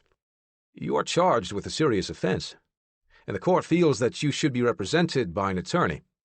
Notwithstanding such advice from the court, do you still insist that you do not desire an attorney and weigh the appointment of someone to consult with you and advise you before you enter a plea? Yes. The judge had one last T to cross. His next question he posed to both Harmon and Margaret together. "Do either of you wish to confer with any of your friends regarding whether you should be represented by an attorney or not before you enter a plea in this case?" "No, sir," said Harmon with a reply that could almost make him pitiable. "We have no friends." The Whaleys had made their position crystal clear. Let's get on with this. There was nothing to be done for it, so Judge Cushman began reciting the charges against the two. However, when he got to the conspiracy indictment, Harmon had a question. He wanted to know whether the prosecutors felt the alleged conspiracy took place before or after the kidnapping. Cushman informed him that the court couldn't explain that for him, and if he didn't understand the charge, he would need to get an attorney to do that for him. Harmon took him up on the suggestion. "I believe it would be best for us to consult someone in regard to this indictment." "Does that mean you wish to consult an attorney of your choice?" Harmon shook his head. "No, the court may appoint one." "Is there any attorney that you or either of you request the court to appoint?" "No, sir, I don't know any," said Harmon. Then Margaret chimed in. "This attorney from John Doerr's office in Seattle." The attorney she was referring to was 33-year-old Stephen J. O'Brien, who was associated with Doerr. John Doerr was a prominent Seattle attorney who was also, at one time, the city's mayor. "Is that a request of each of you?" asked Cushman. "Yes," they both said. And just like that, Stephen J. O'Brien became the court-appointed attorney for the Whaleys, and he immediately made his presence known. He asked for a 24-hour delay to prepare his new client's pleas. It was a reasonable request, one the judge agreed to. Mr. O'Brien had a day to do his homework, and the Whaleys had another day to consider their options. If the Whaleys had been given the opportunity to read a newspaper, they would have found another front-page story that would not have exactly raised their spirits. On the other side of the county, Bruno Hauptmann, the man convicted of kidnapping and murdering the baby of Charles Lindbergh, was having his case argued before the Court of Errors and Appeals, the court of last resort in the state of New Jersey. Two country lawyers, as the press called Hauptmann's attorneys, were claiming the kidnapping was an inside job and protested what they called unfair and unconstitutional tactics of the state at their client's trial. When the black-robed justices, 14 of them, mercilessly grilled the lawyers, Frederick A. Pope and Egbert Rosencrantz, the defense attorneys, appeared to be flustered and groped for answers. On more than one occasion, when one of the lawyers brought up a point that had already been addressed in the original trial, one of the judges would respond with, "But you made no objection at the time, did you? Were you there in the courtroom? Did you participate in the trial? Did you object?" One would think the Whaleys would not have enjoyed hearing how attorneys in a similar case were unceremoniously heckled by the judges. Chapter 45. The Pleas. Friday, June 21, 1935. During the 24-hour reprieve, Margaret and Harmon Whaley got a visitor, Harmon's mom, Cleo Bonney. In a small detention cell near the federal courtroom, Mrs. Bonney met with her son and Margaret. They were given 20 minutes. Entering the office with her husband John, Mrs. Bonney rushed to Harmon to kiss him. "No contact," warned the deputy marshal. "How can you kiss your son without any contact?" Mrs. Bonney asked scornfully. She leaned over, and Harmon threw his arm around his mother. When Margaret greeted her mother-in-law, she asked if Mrs. Bonney had left her sick bed for the visit. She said she had. "You shouldn't have come, Mother. You're too ill," said Margaret. "Seeing you does me more good than any medicine," Mrs. Bonney replied. "You were always the best doctor I ever had." Harmon had last seen his mother on April 15, after she had written him at Salt Lake City to come home because she had been ill since January. He came home and brought her fruit while he visited her in Tacoma. He told her, "All you need is a little orange juice and lemonade." While the Whaleys and Mrs. Bonney spoke, the federal agents, who were always within earshot, would switch the course of the conversation wherever it tended toward the kidnapping case. The defendants and Mrs. Bonney were not allowed to talk shop. However, Harmon was able to get in one comment to his mother that would surface at the plea hearing, a comment that would cause quite a stir. Harmon told his mother that Margaret didn't have a thing to do with the crime. "When he said that to me," said Mrs. Bonney, He looked me square in the eyes, and I believed him. I probably acted rather silly in the office. I'd have broken down if I'd acted any other way." Throughout the evening, Mr. O'Brien, the young public defender, suddenly thrust into the limelight, sat in his home and diligently studied the indictments returned against the Whaleys and the fugitive William Mahan, checking facts alleged in the charges with the statement the Whaleys made to him earlier. On Friday, it was time for the plea. Under the crush of evidence and testimony, it went as expected. "I plead guilty, Your Honor," said Harmon. Evidently, Harmon took the advice of his mother, who had urged him to plead guilty and take his punishment when she talked with him earlier in the marshal's office. "You are pleading guilty to more than one count?" asked Cushman. "Yes, both counts." Cushman then turned to Margaret. "And Margaret E. Whaley, what is your plea to the indictment as read yesterday to you?" "Guilty," said Margaret. "To both counts?" "Yes." It was quickly becoming anticlimactic. The trial that the public and the press was looking forward to was vanishing. But Harmon wanted to say something on behalf of his wife, something wholly unexpected to anyone who had not been present when he had spoken with his mother. "She never knew anything about the kidnapping," said Harmon. "She didn't know we had kidnapped the boy until the Sunday following the kidnapping, when we were in the car, and the boy spoke and asked if he couldn't get out. Then she knew we had the boy. Although she rented the house in Spokane, she wasn't told at the time the house was rented that the boy was to be kept in the house. I never told her anything about this, and she never saw any ransom money, and I never told her we had any ransom money. So far as I know, she may have suspicioned that we had ransom money, but I never told her, and I know no one else did." Harmon was doing his best to save his wife. As for himself, "You have nothing to say, so far as your own case is concerned?" asked Judge Cushman, a bit surprised.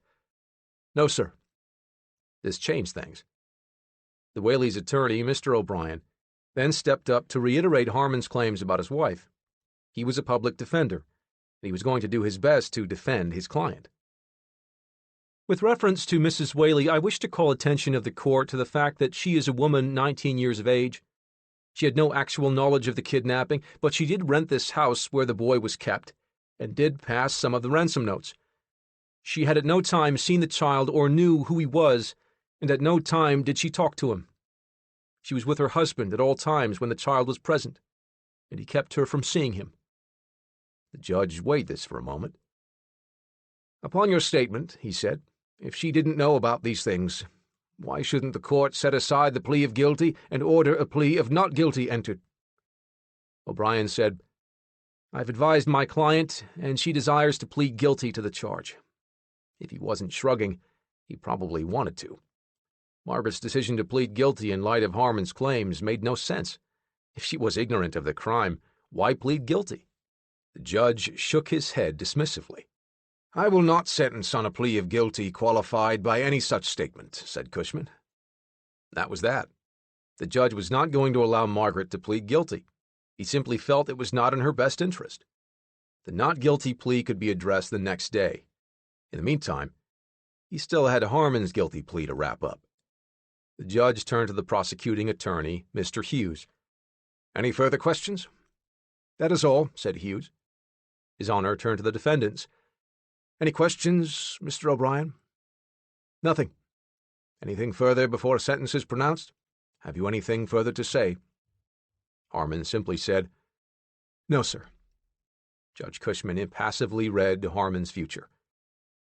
"It is the judgment and sentence of the court that the defendant be imprisoned for a period of 45 years on count 1 of the indictment herein, and to be imprisoned for a period of 2 years on count 2 of the indictment herein, and the sentences of imprisonment to run concurrently and not consecutively, the place of imprisonment to be the United States Penitentiary on McNeil Island, Washington, until such time as the Attorney General of the United States shall designate some other place as the place of imprisonment. And it is the further judgment of the court that the defendant pay to the United States such costs of prosecution as are properly taxable to him in his cause." Harmon got 45 years, and then, for good measure, the judge hit him with the cost of the prosecution, $20. Harmon never broke down during the proceedings. but Margaret sobbed openly after he was taken from her. She wasn't sure if she would ever see her husband again. Chapter 46. Margaret's Plea. Saturday, June 22, 1935.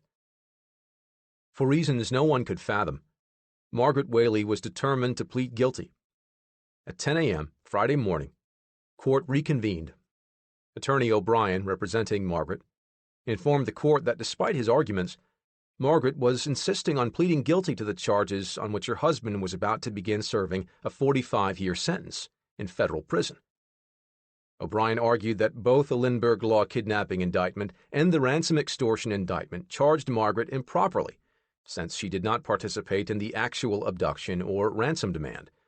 He said that he was sure she would be found not guilty if ordered to stand trial, and declared he could find nothing in the case to indicate she would be convicted. "I believe a trial would be the best thing for Mrs. Whaley," O'Brien said, adding optimistically that she thus would be absolved completely of the kidnapping. The prosecuting attorney had other thoughts. "We should have some statement from the defendant," Mr. Hughes interrupted. He knew full well Margaret would proclaim her guilt. "If this is going to trial," O'Brien responded sharply, "she shouldn't reveal anything now." Judge Cushman sided with the defense. The judge then asked O'Brien if he had considered entering a plea of nolo contendere, refusing to plead guilty or not guilty and merely standing mute when arraigned. O'Brien said he had, but added, "I believe it is best to go to trial." As Margaret sat, red-eyed and dejected, she appeared as though she had something to say. The prosecutor, sensing this was his one last opportunity, shouted out, "Mrs. Whaley has a statement to make to the court," again attempting to force entry of the guilty plea. O'Brien ignored Hughes this time. The judge, however, did not. "If she has any statement to make, the court will have to hear her through her own attorney." Margaret, sitting with her head drooping and tears in her eyes, still professed that she was against the proposal to lay her guilt or innocence before a trial jury. Astonishingly, she still wanted to plead guilty. Judge Cushman asked O'Brien if the attorney was prepared to say whether Margaret assisted in transporting a 9-year-old George in interstate commerce, a violation of the Lindbergh Law. O'Brien said it was his opinion that she did not. The Honorable Judge Cushman then said to Margaret, "I order the defendant to stand." When Margaret did as she was instructed, the judge somberly told her, "You will remain mute."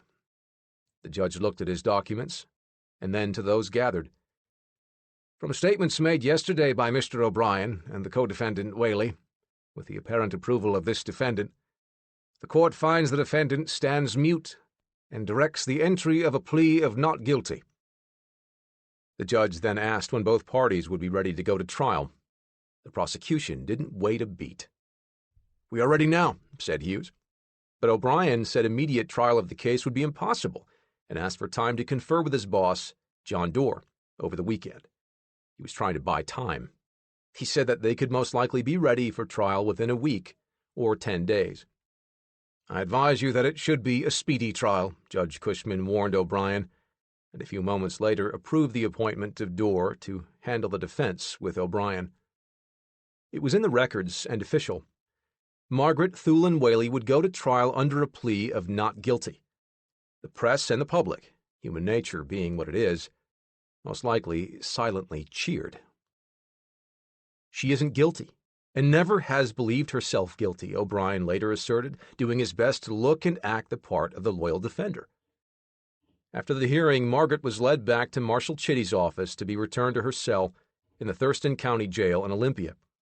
Her husband, Harmon, however, had already been moved.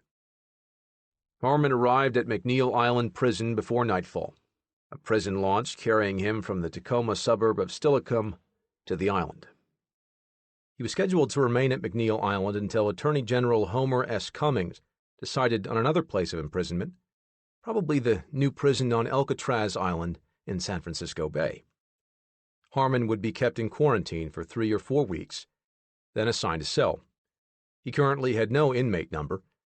Harmon arrived on the shores of McNeil Island without incident. According to Marshal Chitty, Harmon would be eligible for parole in 15 years after serving 1/3 of his 45-year sentence. And that didn't sit well with Hoover. He'd made his disdain for the current state of the nation's parole system evident in earlier rants. But after Whaley's sentencing, he really went off. This foul body snatcher Whaley had imperiled the life of a fine young boy. He had helped to extract a fortune from parents who had been forced into debt to pay the ransom. He had deliberately, maliciously, and fiendishly committed the worst crime that the human brain can conceive. Yet his sentence was for but 45 years, a term often equaled in bank robbery cases. Therefore I ask, not in a spirit of criticism, of course, but merely from a standpoint of bewildered curiosity, what and where is justice? Who was he kidding? Hoover had never spoken in the spirit of criticism. He was more than happy to deliver his criticism raw and unvarnished. And he was just getting warmed up. He had the press for an audience, and he wasn't about to waste the opportunity. It seems impossible that in an enlightened nation, brave officers should be asked to face desperate criminals, to endure danger, injury, and even loss of life that those criminals be captured, only to see them turned loose to again resume their predatory careers. He called on peace officers to battle easy parole, easy commutation, easy probation from sob-sister judges, and above all, the American public, the prison sentence which says one thing and means another. Hoover went on to tell his scribbling audience that the average criminal prison sentences were largely a matter of division and subtraction, and that it was time the American citizen also realize it. He charged that the average murderer spent only 10 years behind bars. One wondered if Hoover would have been happier being a judge. Chapter 47. Setting the Trial Date. Monday, June 24, 1935. Attorney O'Brien, with John Doerr, asked that the trial date be set for July 9 so that the defense could prepare its case. J. Charles Dennis, who would be the lead prosecuting attorney, said he preferred July 5. The court indicated that selection of the jury and other preliminaries would not take more than 1 day. And as no trials were heard Saturdays and Monday, the following Tuesday would be the earliest date of the event. The pieces were beginning to fall into place. Arguments were made by both parties, and Judge Cushman made his decision. Jurors for Margaret's trial would be impaneled Friday, July 5, and taking of testimony would begin Tuesday, July 9. The judge was due to go on vacation July 15, but no one expected the trial to last that long. With the dates now established, the press began crafting new drama to add to the mix. It was suggested that Margaret might well suffer a nervous breakdown as a result of her experiences since her arrest. The Seattle Times reported, "The strain of constant worry over the fate of her husband and herself and the closeness of her confinement have left the young woman weak," reports said, "and she has refused many meals and lost much sleep in the past few days." Who wouldn't? Chapter 48. Threats and Intimidation. Wednesday, June 26, 1935. John Doerr, Margaret's recently minted attorney, returned to Seattle after interviewing his client in the Thurston County Jail. Being not only a lawyer but also a politician, he knew the value of the court of public opinion. He gladly stepped before the press to offer his impressions following his meeting with Margaret. "I came away convinced that she knew nothing of the kidnapping, never saw George, and was told to mind her own business by Mahan and her husband Harmon when she suspected they held the boy captive several days after the kidnapping. From the time Margaret had been arrested in Salt Lake City," Doerr continued with an edge of dismay in his voice, "until just a few days ago, she was under constant surveillance by federal agents, and those agents continually questioned her and brought up the threat of the death penalty if she did not plead guilty and take a prison term. It is clearly a result of this undue influence that my client kept insisting on making a guilty plea." That edge of dismay in his voice ratcheted up to full-blown indignation. "Why, she said the G-men even spied on her while she took a bath," Doerr said, clearly shocked and appalled. It made for good theater. This last line is highly suspect. Every agent in the Bureau knew the profile that Hoover had established. They were to be at all times clean, professional, and above reproach. They were the Boy Scouts on steroids. Stepping outside of that tightly drawn image was a sure way to be either sacked outright, were assigned the worst possible jobs in the worst possible locales. No agent with any desire to stay employed messed with the director's edicts. The strategies for both sides were becoming clear. For the government, attorney J. Charles Dennis and his associate Owen P. Hughes were preparing their evidence in an attempt to show that Margaret violated federal statutes by transporting George across the state boundary into Idaho and back to Spokane. The government would need to prove its case without the most important piece of evidence in the solution of the crime, Harmon's confession in Salt Lake City before he was sent to prison. A husband cannot be called to testify against his wife. The other witness in the case, Mahan, was still at large. The prosecutors, after establishing the kidnapping principally through the testimony of George and his parents, the recipients of the ransom notes, would attempt to link Margaret with the transportation of the boy by other witnesses. A huge collection of agents was in the field beating the bushes, trying to find someone, anyone, who might have seen Margaret while George was being transported between Tacoma, Seattle, Spokane, and Issaquah. Seeing Margaret and George together would have been pure gold.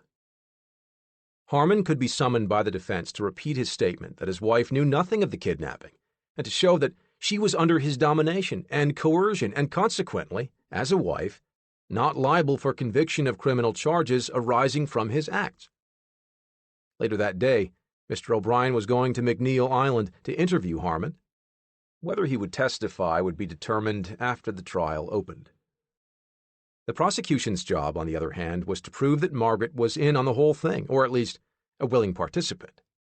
The defense's case, however, rested primarily on the argument that she was an unwitting pawn in the whole fiasco. Margaret's statement, as repeated by Dorr, was as follows. The Whaleys were living in Salt Lake City, and she believed she had reformed her husband from his life of crime when Mahan, a friend of Whaley, induced them to go to Spokane, where they rented the house which later was used to hide the Weyerhaeuser boy. They lived there a month, with the two men being away all day, working as salesmen, Mrs. Whaley believed. They came to Seattle several days before May 24, the day of the kidnapping. She and Mahan drove to near Black Diamond, where Whaley came out of the woods, made her lie down in the car, covered her with cushions, and after a little delay, uncovered her, and they started driving east. Near Ellensburg, she heard someone call from the trunk on the rear of the automobile, "Hey, mister, isn't it time for me to get out yet?" She asked who it was. They told her to mind her own business. Later, when she said she thought it was the Weyerhaeuser boy, they told her to shut up. They drove through Spokane to Elk, Washington, and toward Spirit Lake and Hartford, Idaho, where she again was covered while Whaley got out. She and Mahan returned to Spokane and again rented the house they had before. Mahan locked her in a room and returned soon with Whaley, the boy apparently being locked in the closet in another bedroom. Several days later, Mahan and Mrs. Whaley came to Seattle again. On Saturday night, June 1st, the day the ransom was paid, Whaley joined them, and the next day they all separated.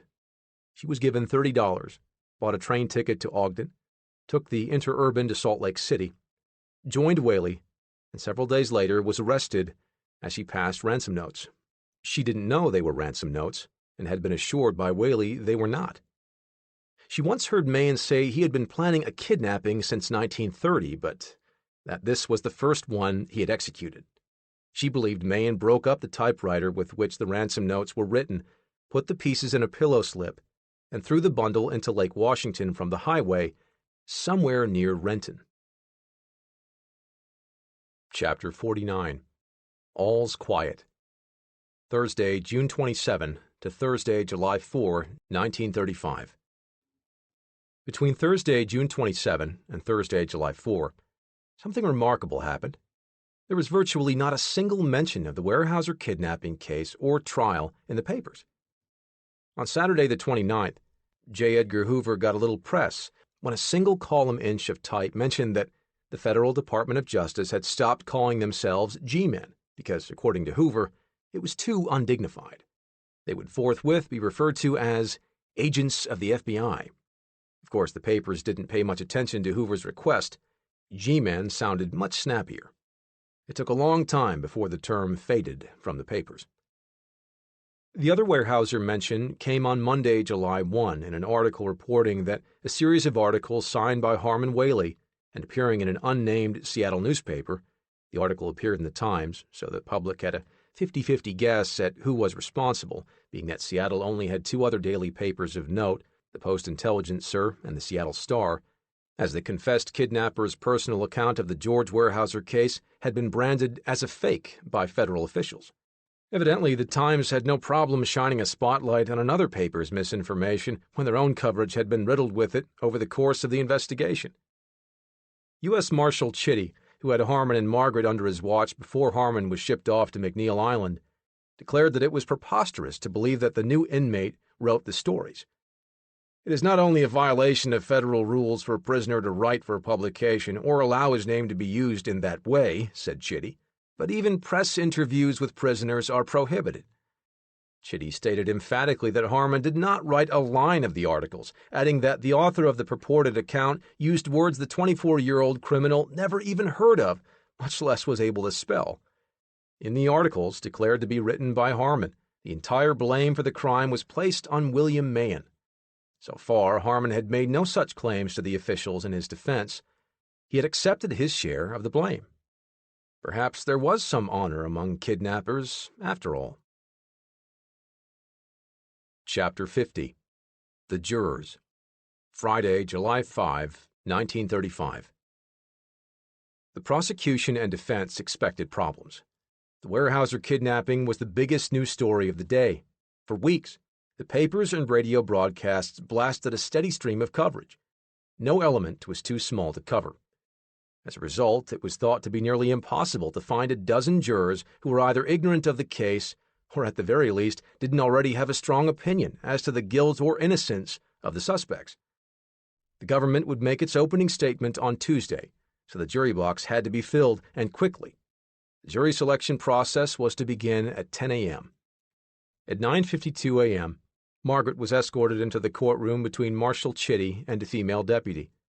In the 8 minutes before court convened, Margaret sat quietly at the defense table. She sat like a statue, not so much as shifting her position. Her dark blonde hair was combed and tidy. She wore a blue dress trimmed in polka-dotted white. Only 31 talesmen, as prospective jurors were called in the day, were questioned by the attorneys. Of the 31, 13 would need to be selected, 12 plus an alternate. The first 12 entered the jury box after their names were called. Margaret watched them with a critical eye before averting her gaze, fixing it to the back of John Dorr, the prosecuting attorney. Spectators were admitted after the jurors were seated, and the room buzzed until Judge Cushman settled everyone down and was ready to begin the proceedings. Margaret's attorney gave her a stick of gum, which she put to good use. Alternating between strolling back and forth before the jury box and leaning back against the bench, Owen Hughes, Mr. Dorr's co-counsel, reviewed the charges against Margaret. He then asked the jurors general questions about possible acquaintances with himself, Mr. Dorr, Mr. O'Brien, the Whaleys, and their families, and the Weyerhaeuser family. Within moments, one juror was excused, a gentleman in seat number 3. He said that he had already formed an opinion, which one side would have to present evidence to remove. "Have any of you formed an opinion of the defendant's guilt or innocence by reason of newspaper and radio publicity?" asked Hughes. No juror raised a hand. Most were undoubtedly lying. The jurors were asked if the fact that the defendant was a woman had prejudiced any of them. None said it had. Then Hughes asked, "If the government should prove these charges beyond a reasonable doubt, do you feel you would be able to arrive at a verdict of guilty?" Again, no hands went up. The defense attorneys accepted the panel as it stood. Now it was Dorr's turn to question the jurors. He asked if any of them had talked to anyone about the facts of the case. One man immediately piped up, "Does he mean whether we have talked with friends about it?" Dorr said that's exactly what he meant. 7 persons raised their hands. In short order, a total of 12 were excused for having an opinion about Margaret's guilt or innocence, 2 for not being taxpayers, and 1 because he had been a Weyerhaeuser employee. After it was all said and done, of the initial 31 talesmen, they had enough bodies to fill the box. The jurors were made up of 9 men and a woman from Tacoma, an Olympia housewife, and a Camas fruit grower. The Tacomans were 2 trainmen, a contractor, an insurance agent, a printer, a shipbuilder, a clerk, a druggist, a widow, and an automobile painter and washer. The alternate juror was a meat dealer. All of their names, addresses, and professions were printed in the papers. At 11:22 a.m., the jury was sworn in. It had taken only an hour and 22 minutes to fill the box. Judge Cushman remarked that the jury had been chosen quicker than expected and warned them about the nature of their oath. Since there was concern that the trial could be lengthy, the judge felt it would be best if the jury be kept together from the start. "It may be irksome, but it is not without reason for your own protection," the judge said.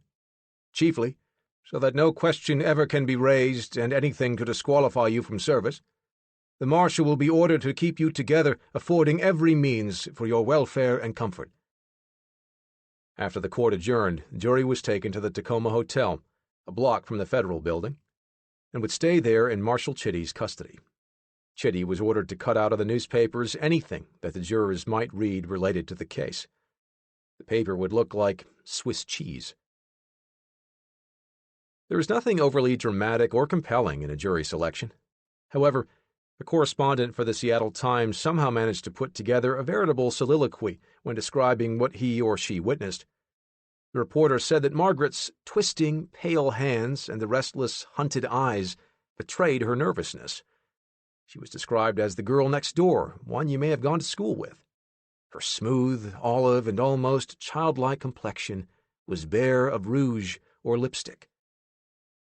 It went on to say that when jurors, the people who carried her fate in their hands, would look at her, she would avert her gaze and instead toy with her wedding ring.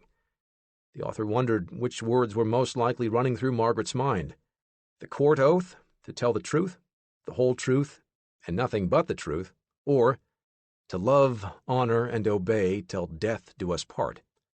It was the second line, after all, that led her to being in front of the jury.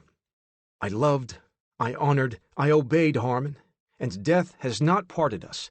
Only prison walls," the girl must have been thinking. Chapter 51. The Trial. Tuesday, July 9 through Thursday, July 11, 1935. Margaret Whaley's trial was rife with drama, and the press could hardly contain itself. Setting the stage for what was easily the biggest courtroom event in Northwest history, the Seattle Times embraced the outright theater of the moment by presenting it as something one might find in a Broadway playbill. It listed the players involved as the cast, and said that the prosecution was ready to ring up the curtain on a courtroom drama too full of tragedy for a Tacoma family to merit rave notices from its critics. Margaret was described as plump, bobbed-haired, and addicted to chewing gum. The jury was determined to be better looking than most. The article finished by saying that what made this drama unusual was that no participant and no spectator will know the nature of the climax until it comes. That is one of the real-life touches. Outside the courthouse, for those who did not know of the lumber strike that had been going on, one might think that all the National Guardsmen in town, standing on street corners or riding through on their large trucks, with guns, bayonets, or clubs in hand, had been called out for the trial, so high was the national interest. One California newspaper did carry a headline on its front page, "Bayonets Guard Kidnap Trial." Inside the courtroom, it was an anxious and excited atmosphere. Everyone knew that they were witnessing an historic event, and it showed in the widespread stage whispers throughout the room.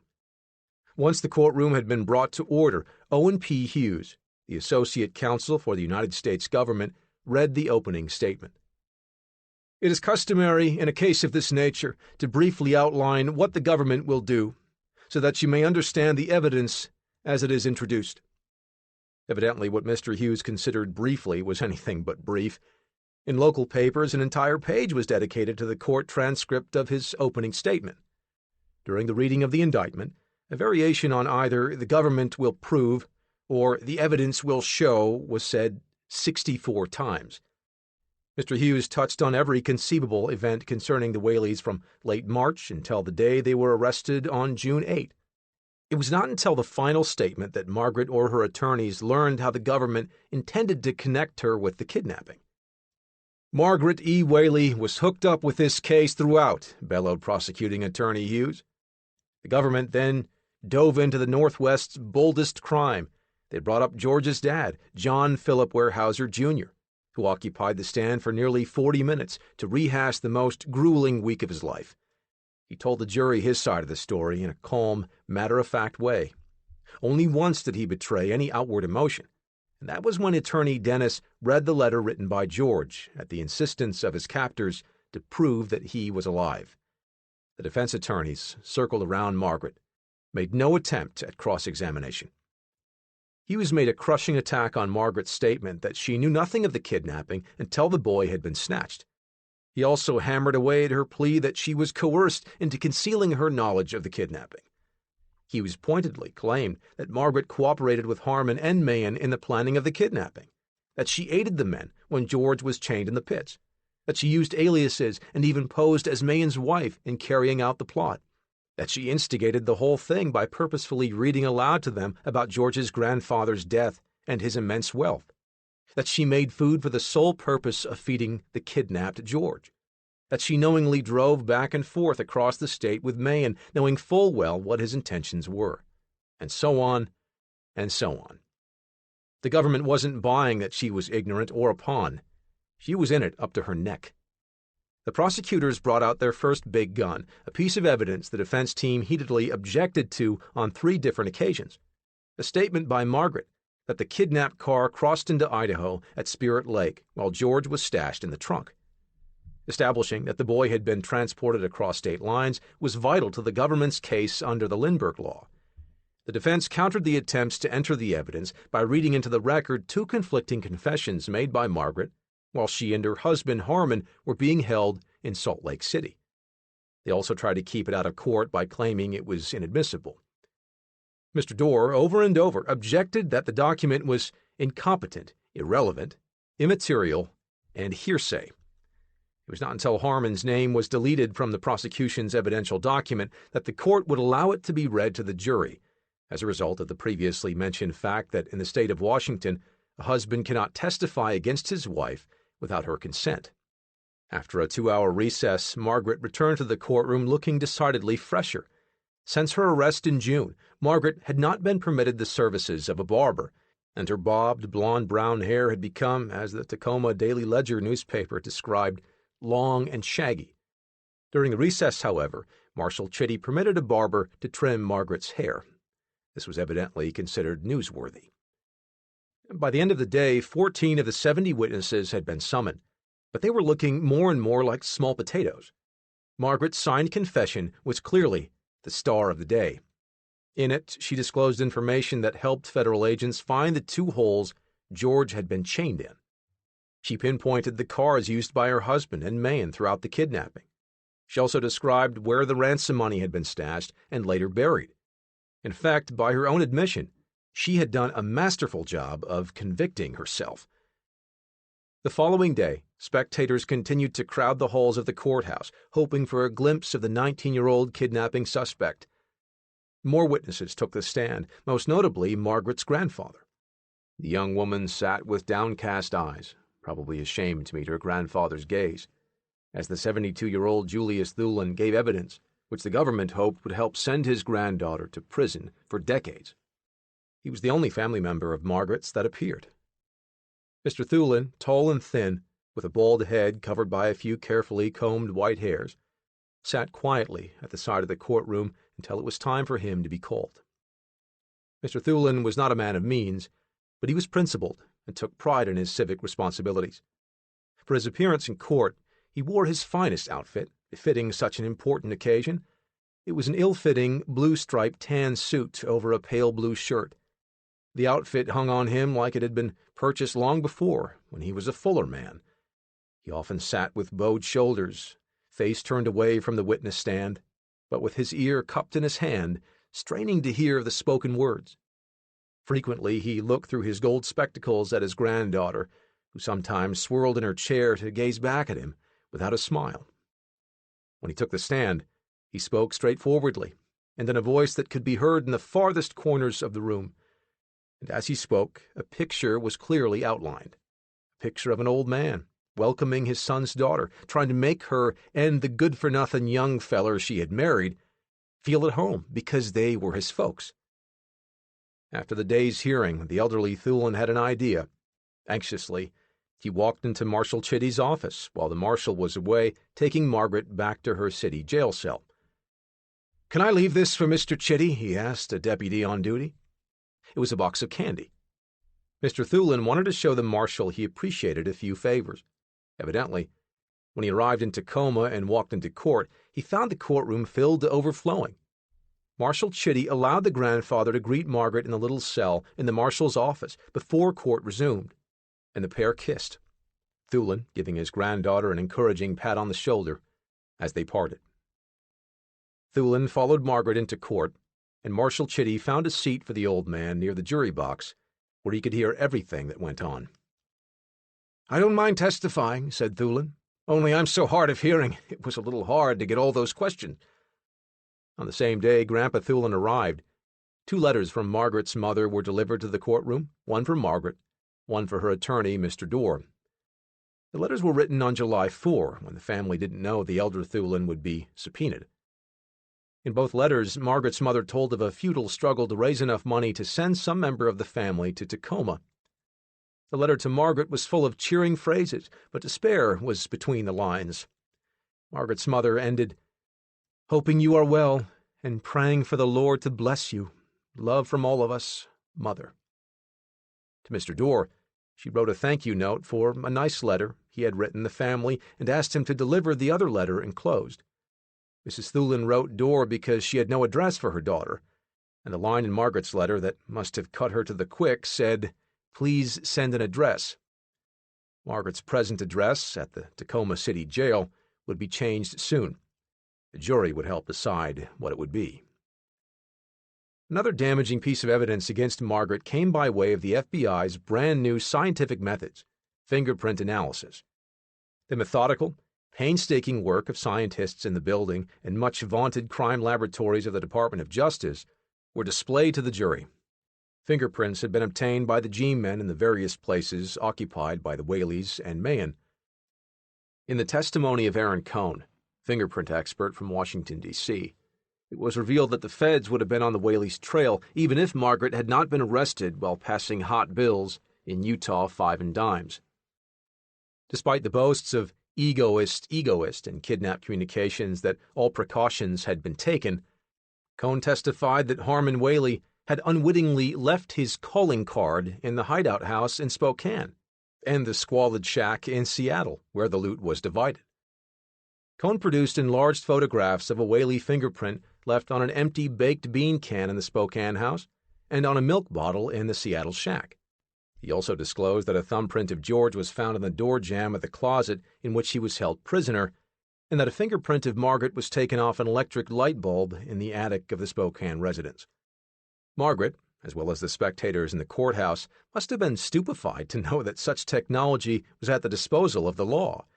Fingerprints? How would criminals stand a chance? Chapter 52. George and Margaret Take the Stand. Thursday, July 11, 1935. The evidence seemed daunting, but still, defense attorney Dorr looked and sounded confident. In his starched shirt, gravely dark suit, and tie, he stood before the reporters and looked every inch the man who, only a few years before, was given the blessing of the electorate to guide the city of Seattle through the throes of the Depression. "They haven't proved their charges," Dorr said dismissively. "I don't think a confession that she was in Idaho is enough. She was broken down." He was right on that count. The prosecution had to prove that George had been taken across state lines, and all they had so far was Margaret's corroboration of Harmon's marking on a map of their odd detour into Idaho. They had no evidence to support the statement because the corpus delicti, or body of the prosecution's case, could not stand on the defendant's statement alone. Of course, if the prosecution failed on the interstate angle, Margaret could still be prosecuted in the state court, where the penalty on the same evidence might be death.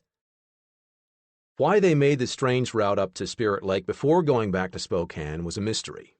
Some wondered if Harmon Whaley was clever enough to have introduced the Idaho jaunt to make themselves liable under federal law, so that if caught, they would dodge the risk of the hangman's noose. It seemed far-fetched.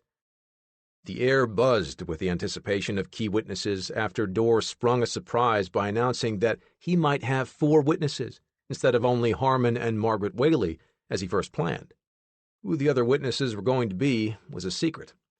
But first, it was time for the witness everyone had been waiting for. George. Wearing a white polo shirt and brown knickers, George got up from his seat next to Special Agent in Charge Connolly, walked to the witness chair, and took a seat, his head barely topping the judge's bench. Necks craned for better looks, and the room was instantly filled with murmurs of anticipation and the sound of chewing gum. One reporter wrote that the great American gum-chewing public is all here. With the exception of the principals, it seemed that every other person in the room was chewing gum. It also seemed everyone in the courtroom was smiling. Everyone except Margaret. She was sitting directly in front of the boy, fingering her lower lip with a trembling hand, or compulsively twisting at the knotted white handkerchief in her hand. George's composure was admirable. He appeared to not be nervous in the slightest. Sitting quietly in the witness chair, which seemed entirely too large for the small boy, he looked at no one but the white-haired prosecuting attorney, Mr. Dennis. After introductions were made for the record, Mr. Dennis began the questioning. He began from the moment George left school on the day he was taken, on through each step of the ordeal. The attorney held up a photo. "All right, George. Referring to Plaintiff's Exhibit 17, that is a picture of whom?" "Mahan," said George. "Where did you meet him?" "At the tennis court." "What did he do to you, George?" "He picked me up." "And took you where?" "In the car." "Took you in an automobile?" "Yes, sir." "Then what did the automobile do?" "It went." Mr. Dennis asked him about being chained in the pits, locked in the trunk of the car, chained to a tree, kept in a closet. Throughout the exchange, you could hear a pin drop in the courtroom. George answered the question with short, succinct replies. He never appeared put off or emotional when recalling the week-long kidnapping events. It was like he was simply answering test questions asked by a teacher. Matter of fact.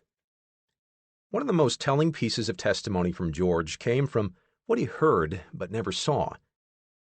"Did you hear a woman's voice in the Spokane house, George?" asked Dennis. "Yes." Interestingly, he was not asked to identify the voice. However, his answer to another question proved to be even more monumental. Mr. Dennis indicated to Margaret, sitting at the defense table, "George, you never saw this lady here referred to as the defendant, did you, during the entire period?" If the silence in the courtroom could have become even more absolute, it did at this moment. The answer to this question was considered paramount to the future of young Margaret Whaley. With no pause, George looked directly at Margaret and answered, "No." He'd never seen her during the entire 8 days. Why the prosecuting attorney would pursue this line of questioning is peculiar. He knew what George would say, and the answer helped provide Margaret plausible deniability. When Mr. Dennis finished his line of questioning, he turned to the defense attorney, Mr. Dorr. "You may cross-examine." Dorr wisely declined.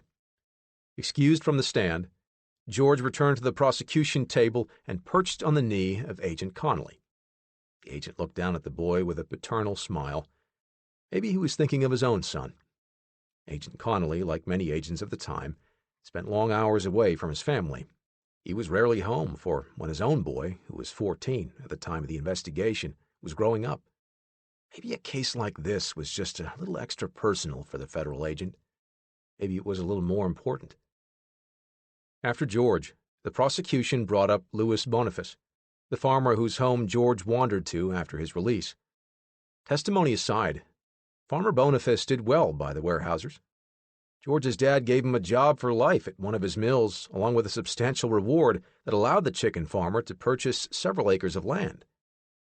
The last witness for the government was Connolly, the man who directed the investigation in Tacoma. Clearly, the prosecution wanted to finish with drama, which came by way of visual aids. The chains and the board they were mounted to when George was held in the forest pits were brought before the jury. Connolly identified each of the hard, raw, and compelling pieces of evidence. The glint of hardened steel and the clink of metal were not lost on anyone in the courtroom. The chains made the kidnapping very, very real. 3:40 p.m. "Your name is Margaret Whaley?" asked John Dorr. "It is," she replied. "And how old are you, Mrs. Whaley?" 19 years. Thus began Margaret's turn to tell her story. During her testimony, she emphatically stated that federal agents kept haranguing her to plead guilty while she and her husband were in their custody. If she didn't, she would undoubtedly be hanged. Dorr reiterated that this was why she twice admitted the charges in the indictment, only to have them rejected by the court. She insisted that her story of receiving the ransom bill in chains the day before her arrest when she passed a $10 bill Harmon gave her was true. Harmon, Dorr declared, would testify later that day that he passed several $100 bills of notes by going into every store along both sides of one street and making small purchases. This would account for the $500 that they were said to have passed in stores during the 5 days ransom money showed up in large quantities in Salt Lake City stores.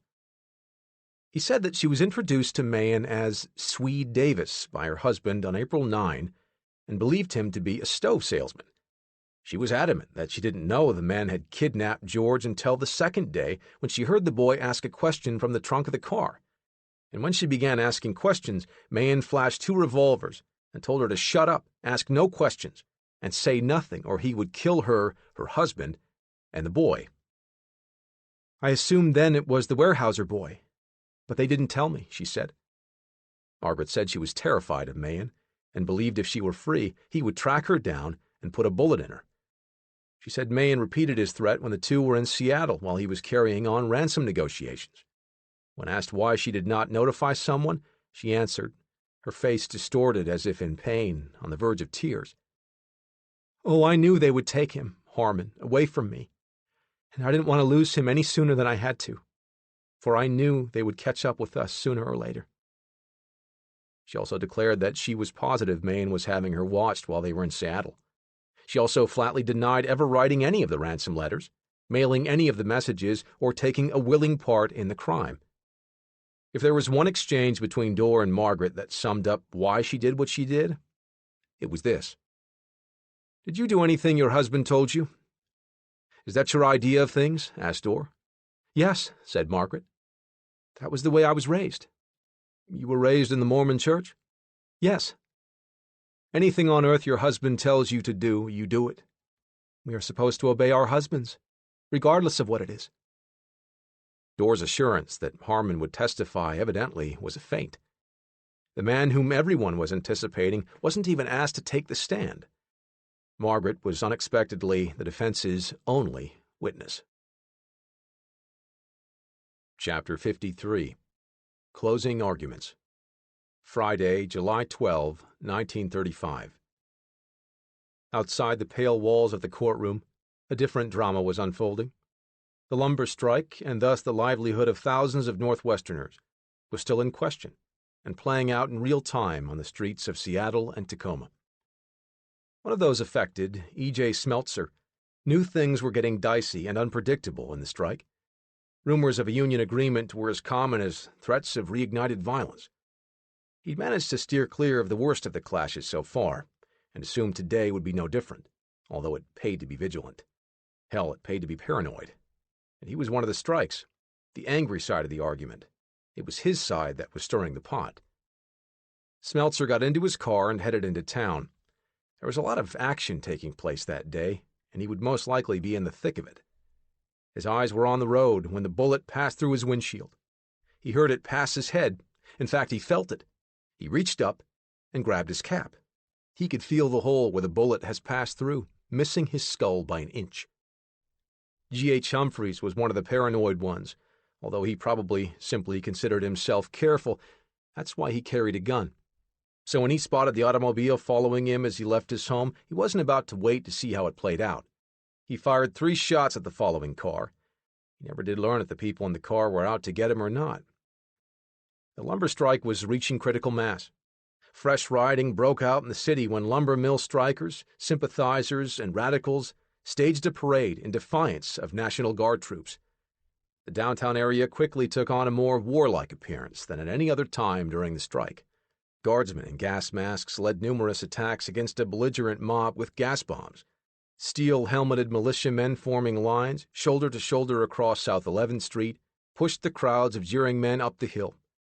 Batons swung, heads cracked, and rocks flew as guardsmen and strikers rallied back and forth. Some 500 strikers and their sympathizers began parading about the intersections of 11th and A Streets at the entrance to the 11th Street Bridge. A line of guardsmen thrown across the bridge entrance prevented the marchers from crossing, but the strikers weren't about to give up that easily. To make matters worse, thousands of people who had nothing to do with the strike lined 11th Street for blocks to watch the excitement. It truly had become like a parade, except this parade left bloody faces and broken bones. The entire 1st Battalion of the 161st Infantry National Guard was called to the scene. After several back-and-forth sallies, complete with numerous canisters of tear gas, the Guardsmen began a steady advance up 11th Street. There was a breeze coming off of Elliott Bay, the best thing that could happen for the strikers, as the currents carried away the tear gas, rendering it all but useless. Mob leaders openly rushed up to the smoking cans and kicked or threw them back at the soldiers. At one point, a boy, perhaps 12 years old, crossed the street alone, carrying an American flag. He passed several feet from the soldiers, taunting and insulting them. The mob cheered. The rioting had lasted for 4.5 hours by the time the Guardsmen got the crowd pushed up the hill. The strikers had made their point. Inside the courtroom, it was only marginally less antagonistic. When the government made its final arguments against Margaret Whaley, it was punishing. And the shots didn't just come from one side. She had to sit and listen as she was described as a remorseless woman by the prosecution and a pitiful dupe by her own defense team. And to add insult to injury, the papers kept referring to her as plump. The woman weighed 120 pounds. Yesterday's surprising moves by the government to not cross-examine Margaret, as well as not call her husband Harmon to the stand, left many scratching their heads. I did not call Whaley to the stand because he would lie and perjure himself by saying that they took the boy into Idaho, was Doerr's explanation. He insists that they were in Idaho in spite of all evidence to the contrary, and the reason he concocted that story was to avoid going to trial in a state court where he might be hanged for the kidnapping. When the prosecution's Mr. Dennis had the floor, he pulled no punches. She did nothing to make life easier for the stolen boy while he was in the kidnapper's hands. And not once during this trial has she shown any indication of remorse or regret. Dennis scoffed at the defense's insistence that the young woman was a dupe who knew nothing of the snatch until the boy was being transported to Spokane, or that she kept silent about the crime for fear of Mahan. In every case of this nature, they have a woman along to allay suspicion, Dennis charged. When Mr. Dennis's associate, Owen Hughes, faced the jury, he spent an hour and 45 minutes ripping apart Margaret's claims. He described her claims as a cock-and-bull story, ridiculous, an insult, unbelievable. Hughes roared his way through the evidence, clearly in no mood to make shortcuts and risk leaving the jury vague on any part of the case, and he wasn't short on accusations. Why would William Mahan, who furnished the brains, the Spokane rent money, the automobiles for transportation, the living expenses, for those people who came from Salt Lake City with $5 or $6, cut them in on half of the $200,000 ransom, a king's ransom, if they weren't in it up to their necks, Hughes shouted. Follow these cases in the East. They all have women. Dillinger and the rest had their women, their gun moles. In this case, 2 people couldn't perpetrate it. It was a 3-person job. This defendant's story is so ridiculous, I cannot comprehend it. Hughes even spiced things up by insinuating there may have been a romantic thing going on between Margaret and Mahan. He accused her of seeing very much of Mahan, being with him more and more frequently, after the night of May 25, which the government charged she and Mahan spent together in a 1-bedroom Seattle apartment. Such charges left the public and the press drooling. Hughes hinted with an insider's smile that the couple had at least a flirtation during the kidnapping, and charged that when Margaret was with Mahan, she was aiding actively in the plotting of the kidnappers' escape with their loot. Margaret's trip to Yakima with Mahan was not just a ride across the Cascade Mountains to get a dinner and return, Hughes said, but was a reconnoitering trip to see whether the road blockade could be run when the abductors would take their victim to Spokane. Scoffing at the defense claim that Margaret continued with the kidnappers only because Mahan threatened to kill her, Harmon, and George, Hughes charged that her story of fear was a fabrication, a recent fabrication. Hughes went full sarcasm when he ripped into Margaret's explanation during her testimony that she was a member of the Mormon Church and was reared in its precepts, among them absolute obedience to her husband's every wish. "There is no doubt that Utah has been admitted into the Union," said Hughes wryly. "It's women vote. This girl passed from the 8th grade in Salt Lake City schools, and she cannot escape by this excuse the criminal law of her country. Is it possible to believe that a person with her education did not know of the kidnapping until the time she said she learned of it? With the cry of that little fellow, 'Can I get out now, mister?' in her ear, she went straight through with this thing. And she was in it from the first. Every newspaper and every radio broadcast was telling the whole country about it. She could not possibly have been ignorant of the kidnapping until they were on their way to Spokane."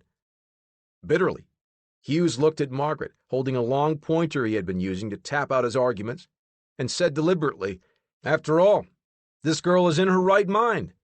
It is not that she didn't understand or didn't know, she knew. They are coming in with this cock-and-bull story because it is the only defense." Hughes's bluster was balanced by Dennis's more reasonable and calmer approach. Between the two of them, they proved a worthy duo, a lawyer's version of good cop, bad cop. "This is the most serious crime, the most serious case that confronts the nation today," said Dennis soberly. He stood before the jury, eyes sweeping over each and every one, giving the impression that all of them were deserving of his undivided attention. He then turned in a slow rotation, arms out. "Everywhere, the eyes of the underworld are on Tacoma today, waiting to see what you do to this defendant." He paced over toward Margaret, stopped, and directed his gaze at her, therefore directing the jury's attention to her as well.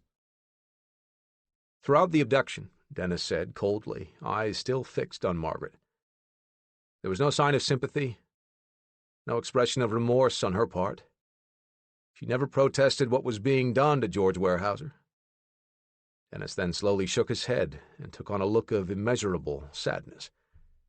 "She never even bought him a pair of stockings." At this point, he turned briskly toward the jury and pointed an accusatory finger at Margaret. "Convict her!" After the lunch break, it was the defense's turn to convince the jury of Margaret's exoneration.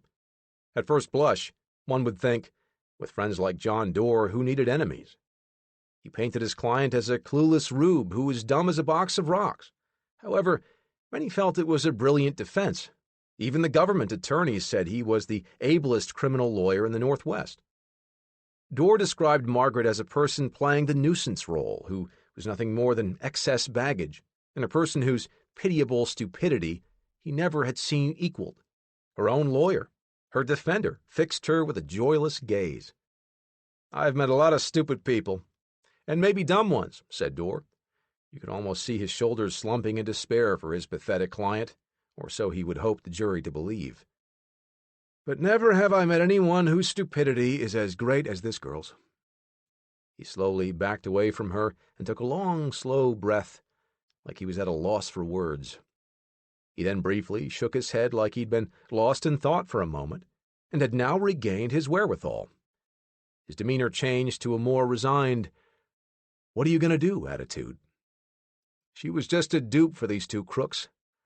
If her husband should send her a telegram ordering her to jump off this building, she'd do it. He paced away like he couldn't stand to even be around her.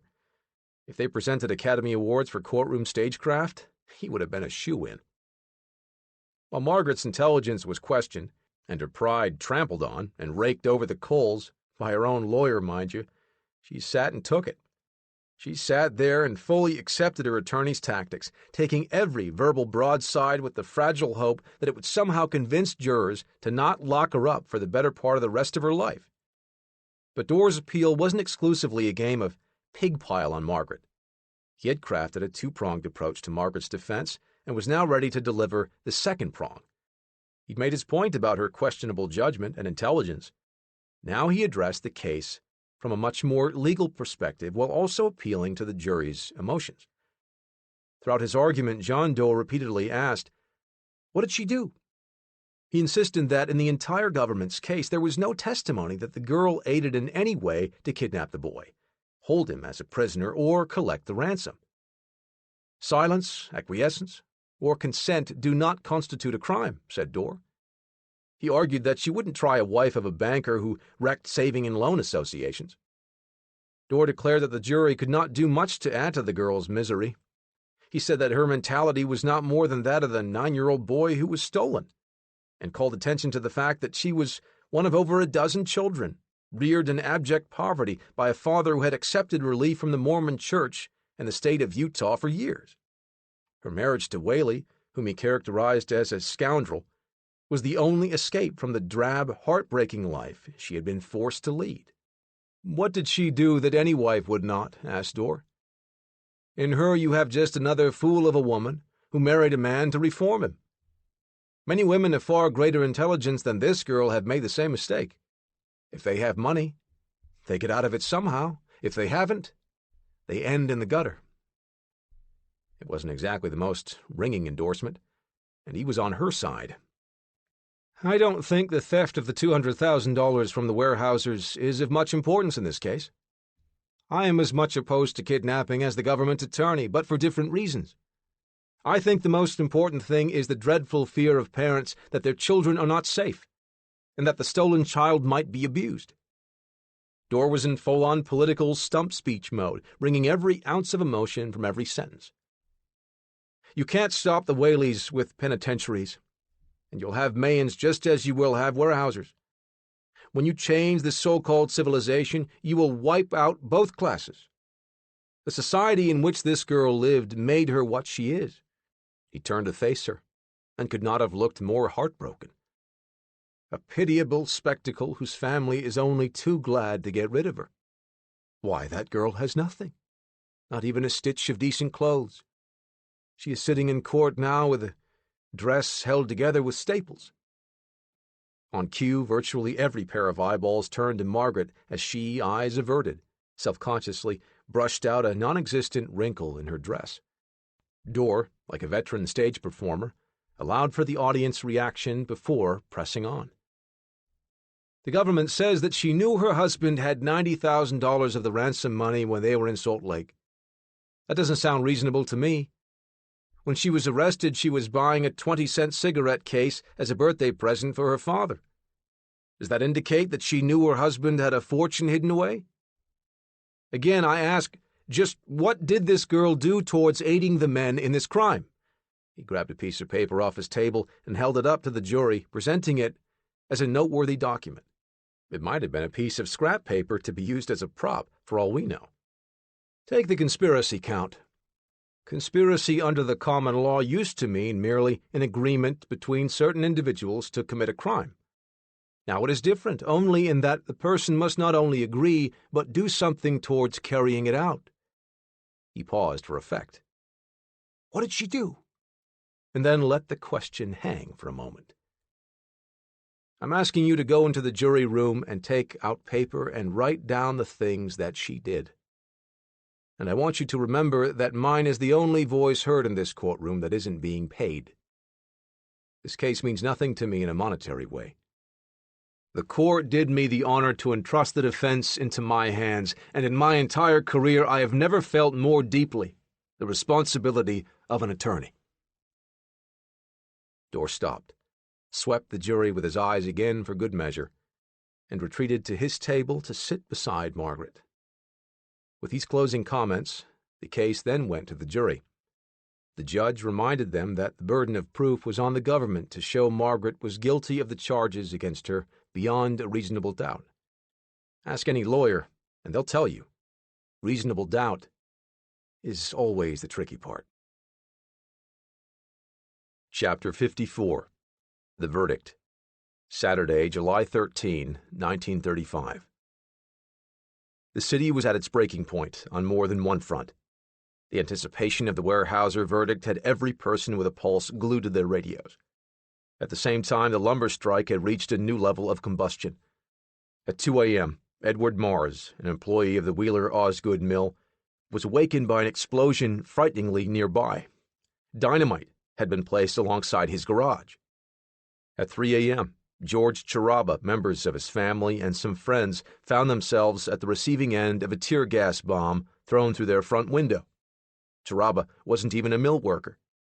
By the end of the day, when the rioting had abated, the city resembled a war zone. The arrests were in the dozens. Inside the courthouse, things were decidedly quieter, but equally tense. At 10:44 a.m., the jury went behind closed doors.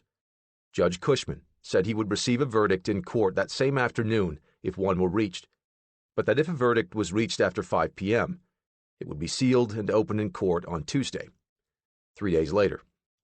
And nobody wanted to sit on pins and needles for 3 days, wondering what the jury's decision was. At 11:30, the jury returned to the courtroom, but it was a false alarm.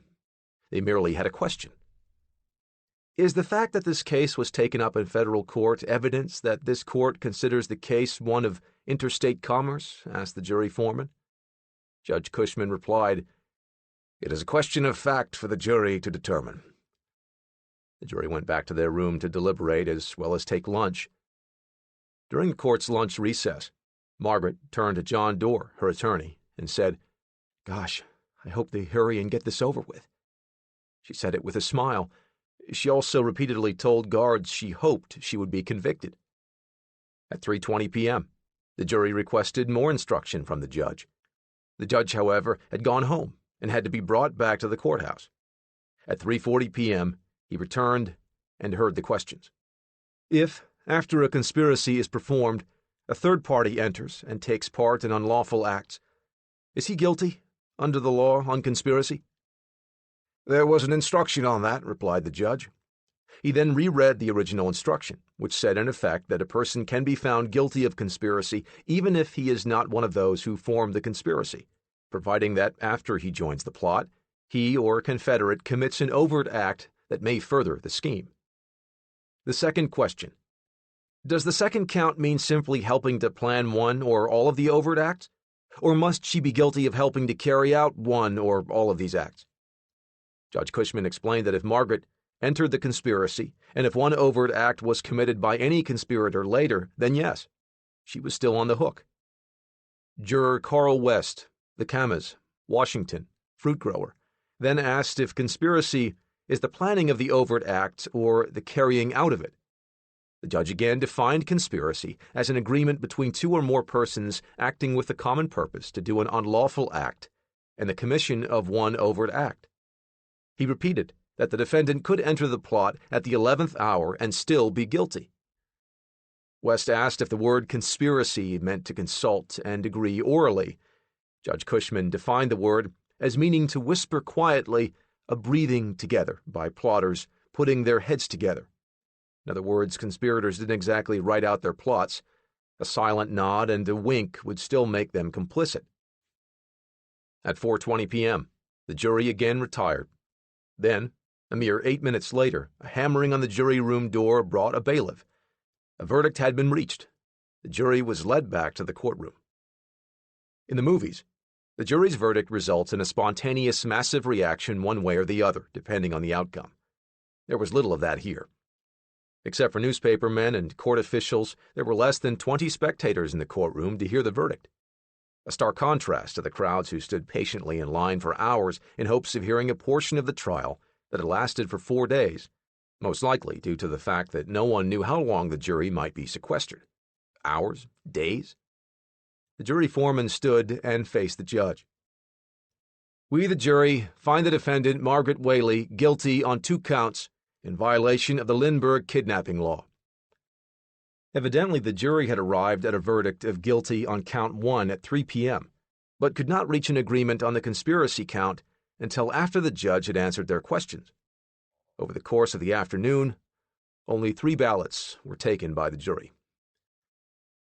When the word guilty was read, reporters dashed for telephones and telegraphic equipment in the corridor of the Federal Building. Among those calls that went out was one from a federal agent to his boss, J. Edgar Hoover. One of the biggest questions hanging over the courtroom during the deliberation had been how the jury would consider Margaret's claims of going along with the scheme due to her religious beliefs. The judge himself had said that the religious doctrine or belief of a person cannot be recognized or accepted as justification or excuse for his committing an act which is a criminal offense under the law. However, anything hinging on religious belief was always considered a crapshoot when it came to how a jury might lean. In the end, it had taken the jury a mere 5 hours and 45 minutes to determine Margaret's fate. When Margaret was led from the courtroom, she said, "I don't want a new trial. I'm sick of trials." Soon after, she would release a statement to the press saying that she was satisfied with the verdict, as she told the truth and tried to plead guilty. She said that she did not know that she was in a criminal conspiracy until her husband was involved in it, after which she went through with it rather than betray the man she loved. Margaret's sentencing was scheduled for the following Wednesday. Her husband had gotten 45 years.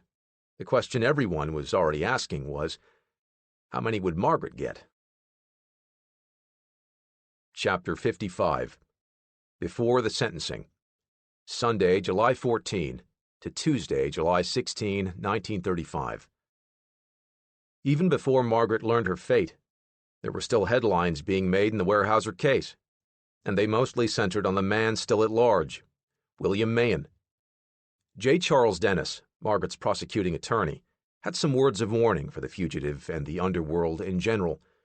With the notoriety of the case, he knew he had a national audience and decided to take advantage of it. On the return of the verdict in the case of the United States versus Margaret E. Whaley, the first step of the apprehension, detection, and conviction of the perpetrator concerned with the kidnapping of George Weyerhaeuser was terminated. There remains, of course, the apprehension and conviction of the third conspirator. On behalf of the Department of Justice, I hereby serve notice on each and every member of the underworld that any assistance, aid, or encouragement given to the fugitive Bill Mahan will be followed by indictment, prosecution, and sentence to the full extent of the law. The trial of the cause against Margaret Whaley clearly demonstrates that the federal courts of the United States have ample machinery not only for the speedy trial of accused persons, but also for the protection of the community. The Whaleys were arrested in Salt Lake City on June 8. On the 19th, they were indicted by the federal grand jury. On the 21st, Harmon Whaley was sentenced. On July 5, a jury was selected to try Margaret Whaley. On July 13, the jury returned its verdict. In other words, within 5 weeks after the arrest of these defendants, the case against them was completed. In the conference of crime, held under the direction of the Attorney General Homer S. Cummings in Washington, D.C., in December of last year, a special stress was laid on the necessity of full cooperation on the part of the local police officers, state patrol, sheriffs, county prosecutors, and the officials of the federal government. The detection of these two defendants aptly illustrates what can be accomplished when all these forces unite with one end in view, namely, the discovery of the individual committing a breach of the law. The case further illustrates what can be done by the newspapers when they cooperate with the police. In Salt Lake City, news reached the government agents that the ransom notes were being circulated. With the cooperation of the police department and the newspapers of that city, no publication of this fact was given for 24 hours. As a result, Harmon and Margaret Whaley were arrested, tried, convicted, and the third gang member's name and participation in the crime is known in the country at large. It was hard to argue his point. When everyone cooperated, things got done with remarkable speed. And now the entire law enforcement machinery had its focus on one last loose end in the case, William Mahan. And with Dennis's comments made in newspapers across the country, Mahan had, for all intents and purposes, become radioactive in the underworld. The feds were convinced they would have Mahan in their hands in no time. The Tacoma Daily Ledger newspaper even went so far as to report that the Department of Justice was confident the egotistical, scar-faced William Mahan, brains of the Weyerhaeuser kidnapping, would be dead or under arrest within 48 hours. This, of course, was preposterous for anyone who knew anything about J. Edgar Hoover, He would never allow an agent to make such a comment to the press if the agent knew what was good for him. The paper also pointed out that reports of unusual efforts to take Mahan alive so as to ensure recovery of the ransom money were not to be believed, and that the Weyerhaeuser family made no such stipulation. The paper was cleverly insinuating that the money wasn't the issue, so authorities were free to shoot first and ask questions later. Anything to add a little drama to bridge the gap until Margaret's sentence was announced. It didn't take long before new suppositions about Mahan appeared, and again, they were thin at best. And again, it didn't stop the papers from printing them. 2 days before Margaret's sentencing, there was a bank stick-up in the town of Ording, 18 miles southeast of Tacoma. 2 cops were killed in an ensuing gun battle with the perpetrator. Officers believed it was Mahan because he had a history of bank robberies, and because the bank teller said the robber resembled Mahan in height. The crook came into the bank, walked up to a teller's window, pointed a gun, and said, "Hand it over." After collecting $500 in cash, the robber backed out of the door and jumped into a car he had waiting at the curb. The gunfight occurred after a short chase by police. The feds, upon hearing of the robbery and the thought that it was Mahan, didn't take it too seriously. They admitted it was possible, but that was as far as the agents dispatched to the scene would go. On the same day of the robbery, federal agents were informed that an intensive search for Mahan was being conducted in the town of Centralia, located just an hour south of Tacoma. Evidently, a hotel grill operator claimed that Mahan had come in and bought a drink, and that the man looked very nervous. The possibility that Mahan was anywhere within 100 miles of Tacoma, ground zero for a virtual army of federal agents all on the lookout for him, seemed far-fetched. With the continued guilty until proven innocent approach by the papers, it was spectacularly ironic that the Tacoma Daily Ledger ran an editorial denouncing the unsavory methods used to juice up the recent court proceedings. The editor proposed that not only lawyers but also the several press associations and the broadcast companies should unite to bar sensationalism and spectacular showmanship in future high-profile trials. The editor used the Bruno Hauptmann trial and the Whaley trial as examples of the wrong way and the right way to hold and cover a trial. He commented that not only did the public look upon Hauptmann's trial as a theatrical event, and not only did a portion of the press deal in sensationalism, but lawyers, both those representing the state and those defending Hauptmann, never missed a chance to ham it up for the press, while it was not uncommon for a prosecutor or a defender to resort to the radio in attempts to bolster up his case or probably to put himself in the limelight. Although the editor's heart was in the right place, his naivete was laughable. The editorial said that the trial of Margaret Whaley clearly demonstrated that circus tactics and vaudeville stunts were not necessary, conceding that there may have been elements of sensationalism in the beginning, but on the whole, the case was handled with discretion and restraint, while the court proceedings themselves were marked with regard for the dignity that should surround trials. The editor wrapped it up by wagging his finger at John and Jane Q. Public by saying that the trial of a human being for his life should not be seen as a public holiday. Irony was alive and well in 1935. Chapter 56. The Sentence. Wednesday, July 17, 1935. It took approximately 15 minutes for Judge Cushman to sentence Margaret to 20 years. For her part, she took it in stride. "It will be easier waiting on the inside for Harmon than on the outside," she said. And because she was content with her fate, she instructed John Doerr to abandon his plans for an appeal. Margaret went on to say, "I'm glad to have this over with. You bet your sweet neck I'll wait for Harmon." She made it clear she was determined that several decades apart would not impede her love for her man. When asked if she was still satisfied with the verdict, she said, "I have no reason to be anything else. Now every day will bring me nearer to Harmon." It was as if her comments were written by Hallmark. When her attorney, Mr. Doerr, stepped away, Margaret broke off her interview to say, "Mr. Doerr, I appreciate all you've done for me." "Too bad we got no better results, though, Margaret," he replied. "I tried to believe everything was going to turn out differently," she reflected. "But it just seemed like I couldn't. I knew what was going to happen." Within a week, Marshal Chitty would leave Tacoma with Margaret for the United States Detention Farm at Milan, Michigan. Her sentence would stipulate that she be in prison for at least the first 6 years and 8 months of the 20. After that time, a third of her sentence, she would be eligible for parole. If no parole was granted, she might get a third off her sentence for good behavior.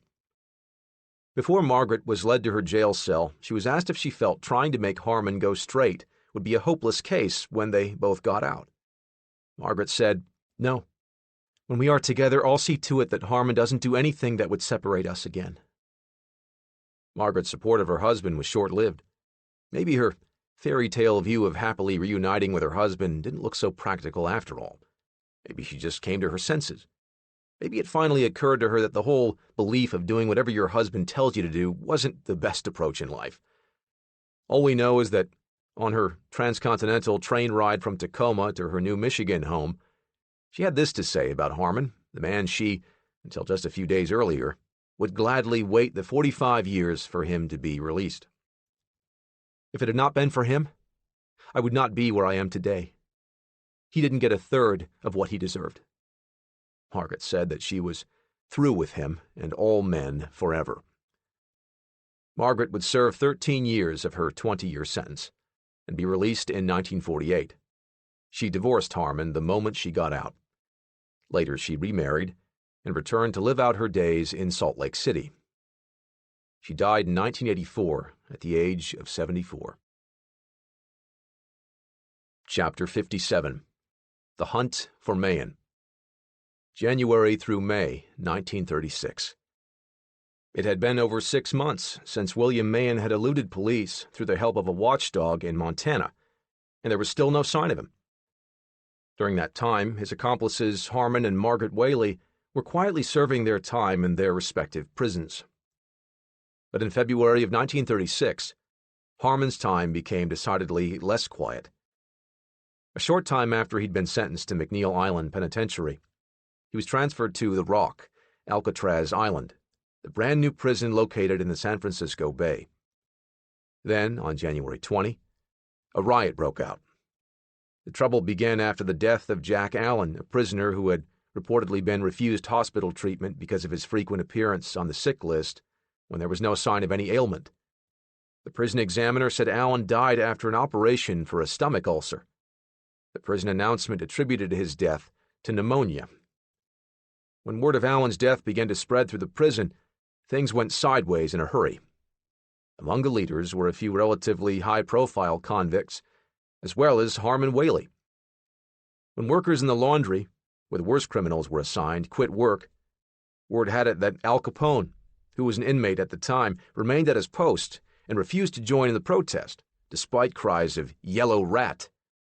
Alcatraz inmates highly valued organized resistance, so Capone's refusal to join in was directly counter to the prison's culture. It didn't make him many friends. After the riot was put down, several of the inmates went on a hunger strike, Harmon among them. However, they capitulated as soon as forced feedings were started. It was the beginning of a long and troubling string of incidents in store for Harmon Whaley. A few months later, April 3 to be precise, the nation's attention was brought back to kidnapping when Bruno Hauptmann, the man convicted in the Lindbergh baby kidnapping and murder, was executed and pronounced dead at 8:47:30 p.m. Eastern Standard Time after 3 shocks in the electric chair. It had been 4 years since the crime had been committed. 3 weeks after that, the Weyerhaeuser kidnapping resurfaced in the papers. The pride of the FBI's crime lab had once again made its presence known through the use of its new technology. In Sioux Falls, South Dakota, police announced that, following the burglary of a regional bank, fingerprints were found at the crime scene that matched those of William Mahan, or at least matched enough. The prints were taken from cream cans left behind by the burglars, who, using a blowtorch, burned a hole in the bank's safe. The crook, or crooks, got away with $20 in silver, but inadvertently burned up about $800 in cash in their efforts. The prints weren't conclusive, but they showed 5 positive points of comparison, and that the similarity was strong enough for conviction in court. The cream cans left at the bank were used to pour water into the safe in an effort to prevent burning the money when the steel was cut with a torch. Clearly, the plan didn't work out so well. The fresh clues sparked more interest in the law community and promptly brought Mahan back to top of mind. The following day, a sheriff in Casper, Wyoming, said Wyoming license plates reported to have been on a car driven by a man resembling William Mahan were found in Worland, Wyoming. The plates previously had been reported stolen from an automobile in another local town. It was a black sedan. In addition, the sheriff said a store was broken into in the town, and a jar of meat, an army blanket, and a canvas sleeping bag were taken. Just the type of thing someone might need when on the lam. But then the authorities' eyes drew west. During the month of April, several residents in the south of Market Street rooming house district of San Francisco were nervous. 3 women in particular, Mrs. E. McClaskey, kept spotting a man whom she wasn't familiar with, and then, one night, he met her at the doorway of her home. It frightened her terribly. It was an uneventful meeting, but it shook her up. A second woman, a young waitress in a 4th Street restaurant, noticed one man who frequented the place and always faced the door when he ate and concealed his face behind a newspaper. He was nuts about Chinese noodles, she later added helpfully. Whether either of these men was William Mahan could never be confirmed. Based on bureau reports, the timing didn't line up. However, a third witness had something a little more concrete, and it tied in nicely with the FBI's latest intelligence. On May 6, Mrs. K.D. Temple, proprietor of a small hotel on Mission Street, walked across the street to the conveniently located Justice Department headquarters. She wanted to speak with an agent about the Weyerhaeuser kidnapping. The agent met her and invited her to have a seat. She sat primly across from him, but clearly had things on her mind. "What can I do for you, Mrs. Temple?" asked the agent warmly. He was used to getting more than his share of crank tips, but still managed to always present a helpful and professional demeanor. You never knew when the real thing might appear. Mrs. Temple leaned forward, eager to share her information. "Last night, I registered a gentleman at the hotel, a quite nervous man. He claimed he was broke, but informed me that he was planning on staying for a long time." The agent asked, if he was broke, how was he going to manage to pay for the room? Mrs. Temple didn't have a ready answer. The agent then asked a follow-up question, still on the fence as to whether this was just another blind alley. "What made you think he was nervous?" "When he signed the register, his hand was shaking so badly he could scarcely write," she said with a decisive nod of her head. This piqued the agent's curiosity. He thanked the woman for her time and asked one last question. "Which room is his?" Mrs. Temple pointed out the window to one particular room with the shades drawn. "That one right there, room 19. After she left, the agent considered the information and felt it might be worth doing a little reconnaissance. He made a few calls and checked the most recent files on the Weyerhaeuser case. What he found started to make his antenna twitch. He walked to the window and looked out across the street to the hotel. The nervous man's room faced the front, directly across the street from where the agent was standing. The nervous man, if he chose to, could see all their comings and goings. A few days before the nervous man registered at the hotel in San Francisco, the very same man was hopscotching around California, recklessly and desperately spending and exchanging marked bills. It started in Sacramento, then moved to San Francisco, and then to Los Angeles. The bills drew the immediate attention of federal agents, while excited calls began to pour in that altered bills were being found in store tills. The dominoes were beginning to fall. A clerk looked questioningly at a bill a man passed him before taking it. Much like Mrs. Temple, he registered the man's behavior and face in his memory. The same thing happened in a bank. Descriptions began trickling into federal offices. Then a key piece of information surfaced. A car. And it stood out, due to the fact that it was small. There weren't a lot of small cars in that day and age. It was learned to be a 1929 model. Registration lists were checked, and lo and behold, in the registrations, a familiar style of writing was discovered. It was compared with the known writing of William Mahan, and it matched. Purchasing the vehicle was a critical blunder on his part. Now the feds had a license number, at least if Mahan didn't swap out the plates with another car, which was a strong possibility. But luck was on their side. Mahan didn't go to the trouble. On the day authorities located the number, Mahan was driving north. Leaving Los Angeles at 3 p.m., He reached San Francisco late that night. He was exhausted and agitated. The nervous man checked into the small hotel on Mission Street. Bill Mann awoke in the hotel across the street from the Justice Department headquarters to a disturbing realization. He left money in his car. A lot of money. Between 10 and 11 a.m., he left his room. He wasn't there to witness it, but soon after he exited the building, 2 federal agents arrived at the hotel and turned a keen eye to the signature on the hotel register. The agents exchanged knowing glances. They went upstairs and ransacked the room.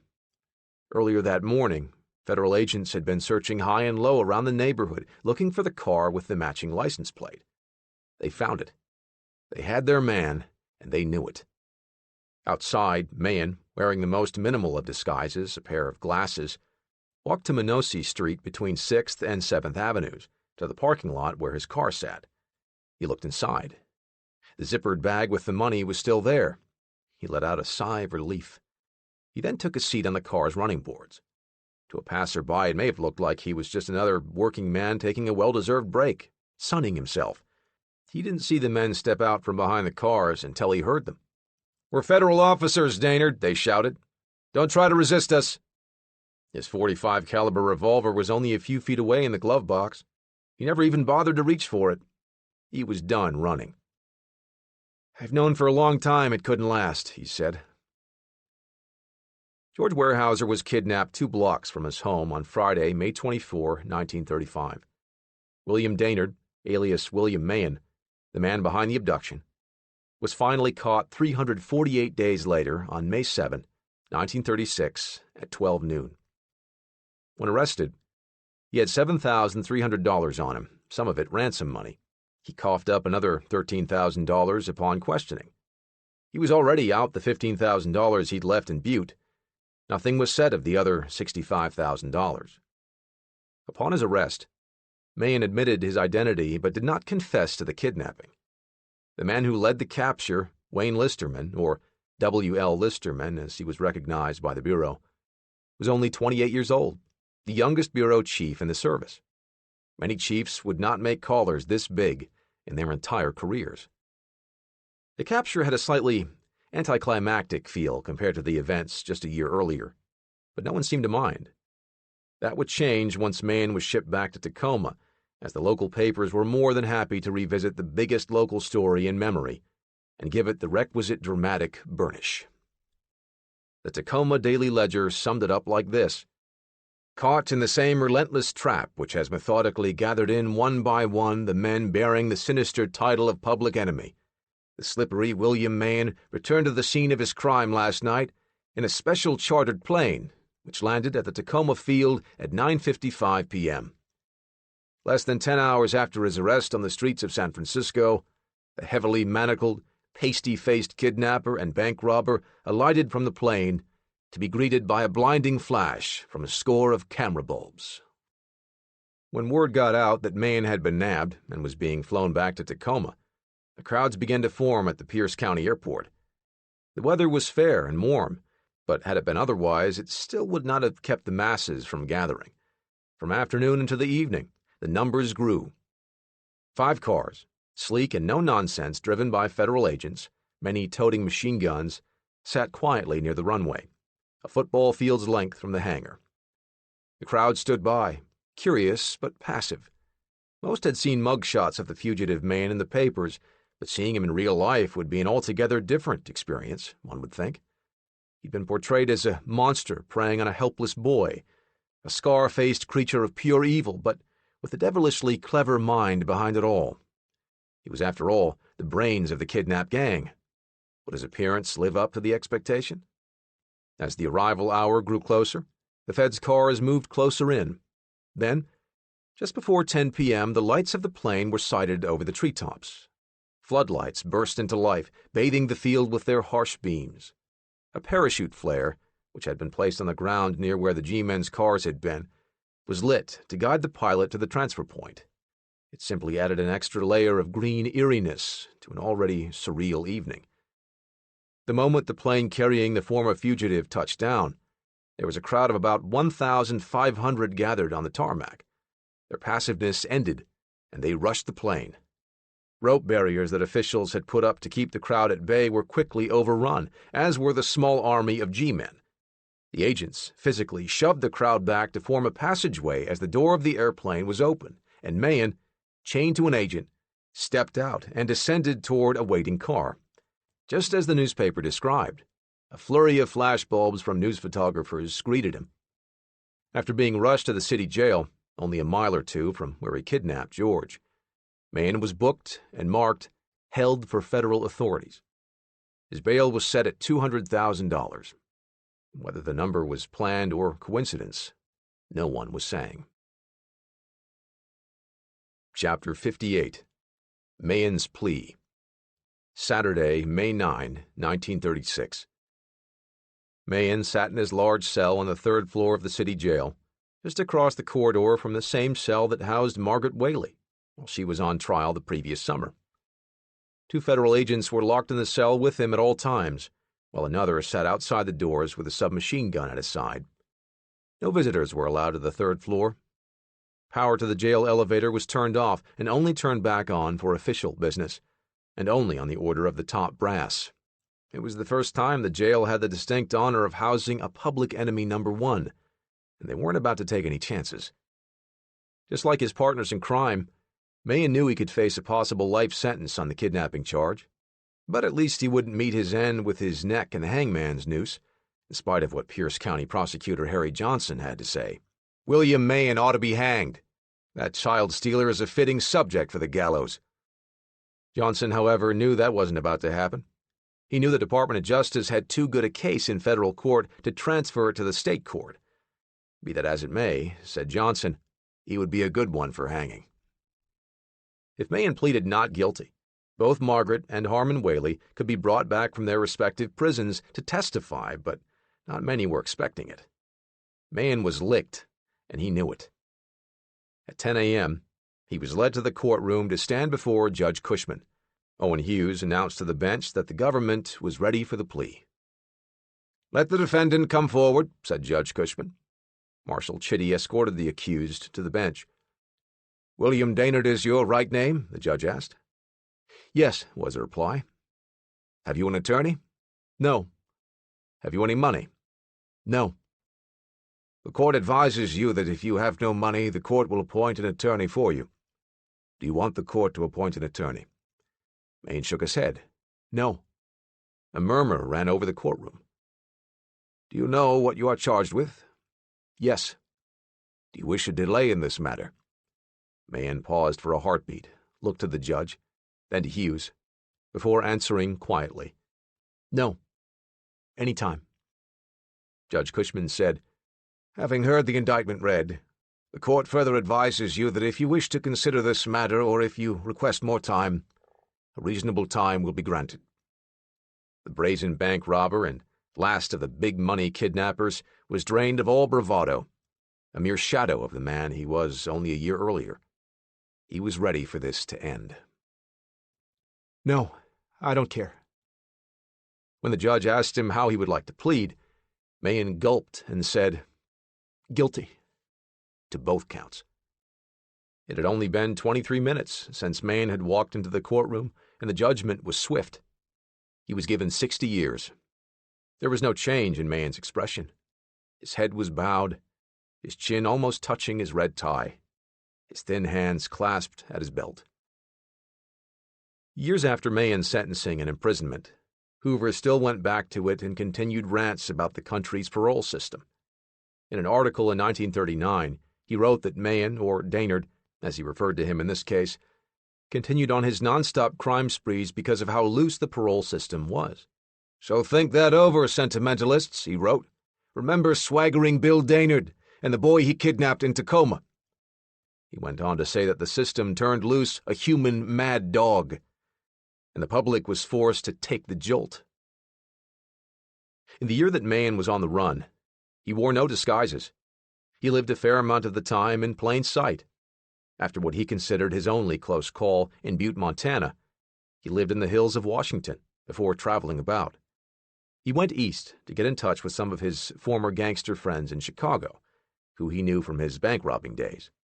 He wanted to get his hands on a printing press so that he could better, he believed, alter the serial numbers on the ransom bills. Evidently, his plan didn't work out, and he came back west and traveled by freight train like a hobo to California and stayed there. There was a possibility that the South Dakota bank heist may have been his after all, perhaps on his trip to or from Chicago. Astonishingly enough, while lying low or rushing from hideout to hideout, he also found time to get married. Clearly, the loneliness of being constantly on the run, constantly hunted, got the better of him. While in Los Angeles under the name of J.B. Barnes, he met a waitress in a restaurant. His new wife supposedly had no idea who he was and believed his cover story of him being a St. Louis printer by trade. Could this really have happened? The man was a con artist, a charmer of the first order, so it's a distinct possibility. The story goes that they traveled together for a while, to Spokane, on to Seattle, then to Omaha and Kansas City, before turning west again. But whatever respite he had achieved with his newfound company was short-lived. He again found himself in constant fear of being exposed.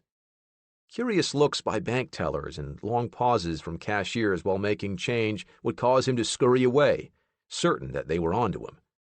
And then to top it off, his new wife began to ask too many questions and therefore became what most things in his life had become, a disposable commodity. He abandoned her while making a business trip. She never saw him again, and supposedly had the marriage annulled once she discovered his true identity.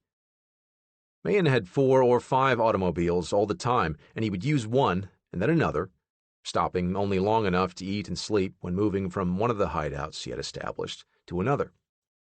The ransom money had become like so much lead weight. He was not able to sell the bills to any of the usual shovers, who ordinarily were eager to launder ill-gotten money. The bills were too hot. The agents had tracked him down through numerous methods, the first of which was the aforementioned bills. He still spent enough of them to leave a trail. The second was through his beloved Detroit steel, his cars. His love of cars became such a hallmark for him that in 1950, a crime comic called Hunted came out with an issue that featured a story about William Mahon's run from the law called The Car-Crazy Kidnapper. This affinity for automobiles provided a trail of breadcrumbs.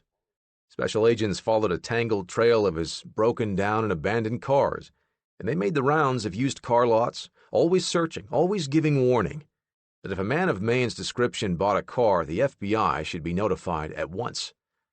This was expected to be only marginally effective because Mahon was more interested in stealing cars than buying them. However, as we discovered, the purchase of a car was part of his undoing. The third method was straight out of gumshoe detective novels, through a woman. Women, plural. The feds had been determined to cut Mahon off from every possible friend. Agents interviewed all known associates of the man.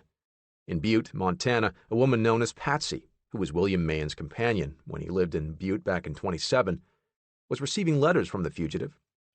Federal agents had her on their radar since the day Mahon had escaped in Butte a year earlier and were keeping an eye on her mail. The feds were intercepting her letters before forwarding them on to her. This had been going on for the past several weeks.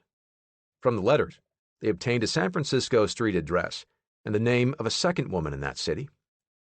From that point, it was merely a task of closing the loop.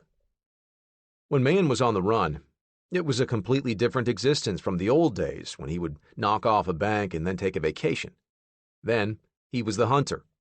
This time, he was the hunted. Though he told the court he had no money, Mahon did still own at least one automobile. Actually owned, not stolen. There had been one sitting in a Tacoma garage since the time of the kidnapping. The Tacoma Daily Ledger newspaper even ran an article under the headline, "Yes, indeed, Mr. Mahon, your auto awaits you." There were $50 of storage charges against the car, which would be sold at auction. In the meantime, the car waited for him in Monty's garage at 12th and A Street, but the paper said that it was highly unlikely the kidnapper would call for it on his visit to Tacoma. The Tacoma Daily Ledger had a sense of humor. One sentence had been passed. Mahon was whisked away to his new home, McNeil Island, at least for the time being. The Daily Ledger described his trip to prison as a drab, ignoble journey for the scar-faced desperado. Only a few bystanders were on the wharf when Mahon was loaded onto the launch. He was on the island within 20 minutes. Upon arriving at the prison, Marshal Chitty was required to leave his pistol at the prison gate. "I'll take care of that for you," said Mahon with a grin. He looked over his new surroundings and pointed to a separate building. "What's that place?" he asked. He was told it was the State Hospital for the Insane. Mahon replied, "That's where I belong. 60 years is a long time." Chapter 59. In Prison. 1936 and Beyond. In 1850, by order of President Millard Fillmore, Alcatraz was to be a military fort, and soon after, a military prison. But in 1932, the island was handed over to the Department of Justice for use by the Federal Bureau of Prisons. It quickly took on an aura all its own. Escape-proof, it was called. Built for maximum security and minimum privileges, the Rock was designated as the final stop for the most incorrigible inmates in the federal prison system.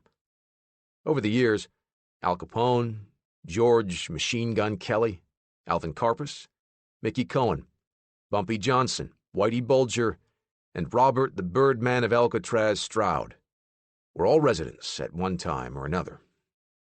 At Alcatraz, a prisoner had 4 rights: food, clothing, shelter, and medical care. Everything else was a privilege to be earned. It wasn't a large prison. The average population was only about 260 to 275 inmates, with a never-reached capacity of 336. It held only 1% of the total federal prison population. Alcatraz wasn't just for high-profile criminals. It was also where prisoners were sent when they didn't behave themselves at other prisons. It was the prison system's version of sitting in the corner for time out. It was where the naughty ones went. An anonymous quote from someone most likely in the prison or law enforcement sector said that if you break the rules, you go to prison, but if you break the prison rules, you go to Alcatraz. The hope for prisoners sent there was that if they showed that they were willing to behave themselves and get along, usually after about 5 years, they could be transferred back to their original prison. The escape-proof title was well-earned and perhaps accurate. In the 29 years that it was in operation under the federal system, there were 14 escape attempts at the hands of 36 men, 2 of whom tried twice. 23 were caught, 6 were shot and killed, and 2 drowned. There have been 5 prisoners listed as missing and presumed drowned, although we'll never know. When Harmon Whaley arrived at Alcatraz, the prison probably still smelled like fresh paint. He was inmate number 248. When Mahon arrived a year later, the prison had only taken in a couple hundred more prisoners. Mahon was number 447. For the record, inmate number 1 was a man named Frank Bolt, an Army prisoner. His crime? Sodomy. Harmon spent 22 years at Alcatraz, the longest continuous stretch in the prison's history. Alvin Karpus, the man everyone thought was the Weyerhaeuser kidnapper for most of the investigation, was incarcerated there for 25 years, but it was broken up by a transfer to Leavenworth Prison and back again. Interestingly, Karpus finished out his sentence at the prison where Harmon and Mahon both started theirs, McNeil Island.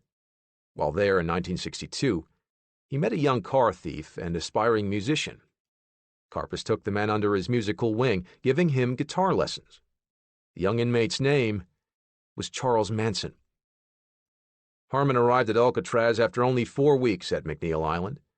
In his 20-plus years, he was a less than stellar inmate with over 40 misconduct reports. The only thing missing from his sheet was an escape attempt. For a while, Whaley served his time quietly and by the books, hoping that he would get sent back to McNeil Island. But when he realized that wasn't going to happen, he became bitter and angry. The riot and hunger strike 6 months in was a good example. "You're a dirty bunch of sadists," he said to Alcatraz and bureau officials. "You sent us out here to get some publicity for yourselves." His behavior might have also had something to do with the reception he received from other prisoners as a kidnapper of a 9-year-old boy. The prison system had its own system of ethics, and it could be harsh. Philip Bergen, a prison guard on the island, said, "Whaley was crazy as a bedbug. Too bad they didn't shoot him when they arrested him. The inmates didn't like him because they knew he was the one that put his wife in the penitentiary on that Weyerhaeuser kidnap rap. They used to throw it up to him, 'No good son of a bitch,' Whaley allegedly also got into a fight with Al Capone. Harmon claimed that he was fooling around with a saxophone in the music room when he got whacked in the back by Scarface. Capone had hit him with a mandolin case. Capone supposedly called him a son of a bitch and said that he'd been looking for Whaley for a long time. Harmon said he thought about hitting Capone with his sax, but didn't want to hurt the instrument. The next time they crossed swords was also in the band room. Harmon said he walked over to Capone and said, "Okay, Capone, you got me," and punched him in the face. Capone then grabbed him by the hair and tried to bite him. After the fight broke up, Capone supposedly sent a message through an intermediary telling Harmon that he didn't want any trouble. Harmon told the man, "If you people don't bother me, I won't bother you."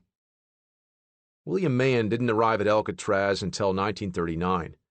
After starting his prison stretch at McNeil Island, he was sent to Leavenworth in Kansas. From Leavenworth, he was moved to the medical center at Springfield, Missouri, then from Springfield back to Leavenworth, and finally from Leavenworth to Alcatraz. Before he reached Alcatraz, Mahan was upset. He couldn't believe his former partner, Whaley, had received a sentence 15 years less than him, and it depressed him.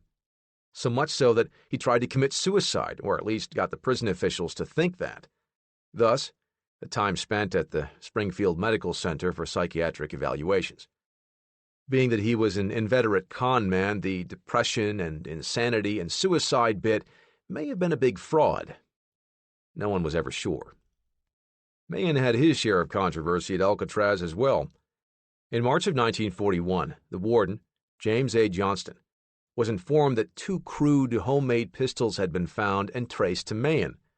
The man was notoriously good with his hands, and he was clever. Weapons on prisoners were not unheard of at Alcatraz. Mahan said decades later that every inmate there had a weapon of some kind, simply for survival, usually a knife. But guns were a different matter.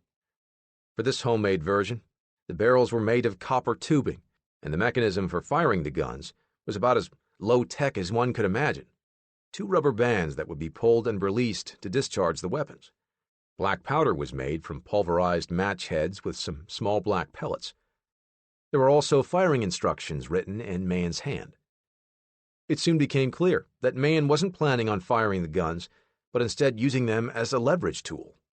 He informed the associate warden, Edward Miller, that he'd learned there were 2 guns in the prison and that he would gladly get more information to help the prison officials track them down. But there was one condition. Miller had to promise him a pardon. Miller, following protocol, promptly brought this to Warden Johnston's attention, who instructed Miller to continue questioning Mahan and pump him for information. Mahan told Miller that there was a plan in place for certain prisoners to shoot a prison guard in the recreation yard, take his weapon, and grab the warden as a hostage, but he wouldn't say who had the guns or where they were stashed. When Miller shared this information with Warden Johnston, the warden told him to go back and tell Mahan point blank that he had told him everything, and that the warden was going to hold Mahan responsible. He told Miller to lean on Mahan because he figured the convict knew where the guns were hidden, if there were in fact really contraband guns on the prison grounds. Miller passed the message to a thoroughly surprised Mahan, who soon after coughed up the hiding place, which was under the mattress in the empty cell next to his. When Mahan's cell was searched, they found a hole in his own mattress that was just the right size to hide 2 handguns. Evidently, he'd made the guns and kept them hidden in his own cell, and when he realized his extortion scheme didn't hold water, he slipped the guns into the neighboring cell. He was taken from the general population and placed in segregated quarters for his troubles. William Daynard, alias William Mahan, alias Swede Davis, served less than half of his 60-year sentence. He was released from prison in 1965, which undoubtedly infuriated Hoover, who was still in office, and lived another 27 years before his death in September of 1992, at the age of 90 years old. Harmon Whaley had his own run-ins with Alcatraz's Warden Johnston and associate Warden Miller. He called them dictators and tyrants. He even threatened to kill them. He then doubled down by saying the same thing to the U.S. Attorney General.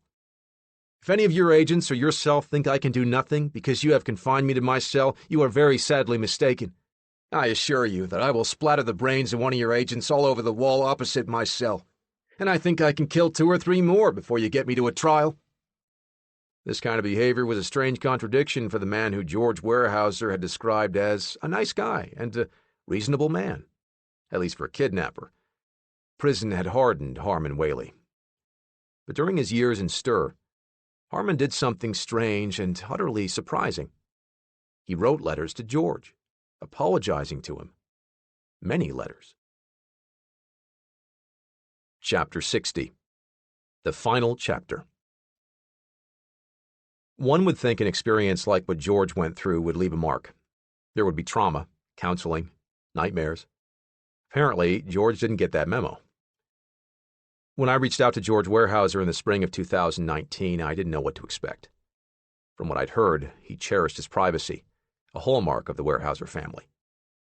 I'd also heard tales that the kidnapping was a subject that he didn't like to talk about, that it was a sensitive matter, and being a Weyerhaeuser, he didn't like bringing attention to himself. However, when he returned my call, he surprised me by saying, "It's not a sensitive subject for me. It happened a long time ago." We arranged a time to meet the following week. Just like that, I had an audience with the man. I arrived at his home precisely 84 years and 1 week from the day he was kidnapped. It was a nice day, and I found him sitting out back on a patio.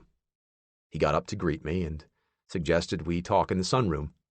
His daughter joined us. As we were walking, I took a long look at him. He moved slowly but easily. I couldn't help myself. I said, "You'll have to excuse me, but how old are you now, George?" He didn't miss a beat. 94 next month. I replied, I should look so good at 94. I wasn't lying. We settled into the sunroom and spent the next couple of hours reliving the past. It didn't take long to realize he meant what he said when he told me it was no longer a sensitive subject for him, or at least he certainly gave that impression. He seemed relaxed and engaged. And if in the present day he didn't act as though the subject matter was inordinately painful to recall, the more we spoke, it appeared as though the events of 1935 didn't seem to overly impress him back then either. "George," I asked, carefully testing the waters, "did you have any residual trauma from the kidnapping? Nightmares? Paranoia?" "No. No carryover. No nightmares," said George. In my research, I'd found that even his school teacher said he came back to school and acted as if nothing unusual had happened. He was once again just one of the fellas, which is exactly what he and his family wanted. "Did your parents allow you to walk to and from school again after the kidnapping?" No chance of that, I thought, right? Evidently not. "Oh, sure," he said. "They went way out of their way to treat me as I were normal, and they never talked about the possibility of another kidnapping happening again. Because, as he pointed out, you don't expect lightning to strike twice." During our conversation, George seemed at ease and, frankly, chatty. He loved talking about the Weyerhaeuser Company's rich history and how he grew up in it. "Over the years, I probably had 50 jobs at the company, from logging in the woods when I was 18 to CEO. When discussing the business, I commented on the sheer number of acres the Weyerhaeuser Company owned, 12.41 million acres of timberland, or 1.62% of all the forest land in America. When I mentioned an interview he'd given to, oddly enough, Sports Illustrated back in August of 1969, where it was noted that the Weyerhaeuser Corporation owned 1/640th of all the land in the United States, George was more interested in how they looked after it. "That's a lot of land, and it was well tended, well cared for. The thing that I am proudest of is that we have managed it with all due care. We have continuously been good custodians of our lands." While we talked, George got a big kick out of seeing the old newspaper clippings and photos of himself from when he was a boy. At one point he asked, "How long do you think it will take to write the book?" I told him maybe a couple of years. He responded, "I'm almost 94 years old. Write fast." Since the kidnapping, George has given the occasional interview, but it has been a relatively rare occurrence.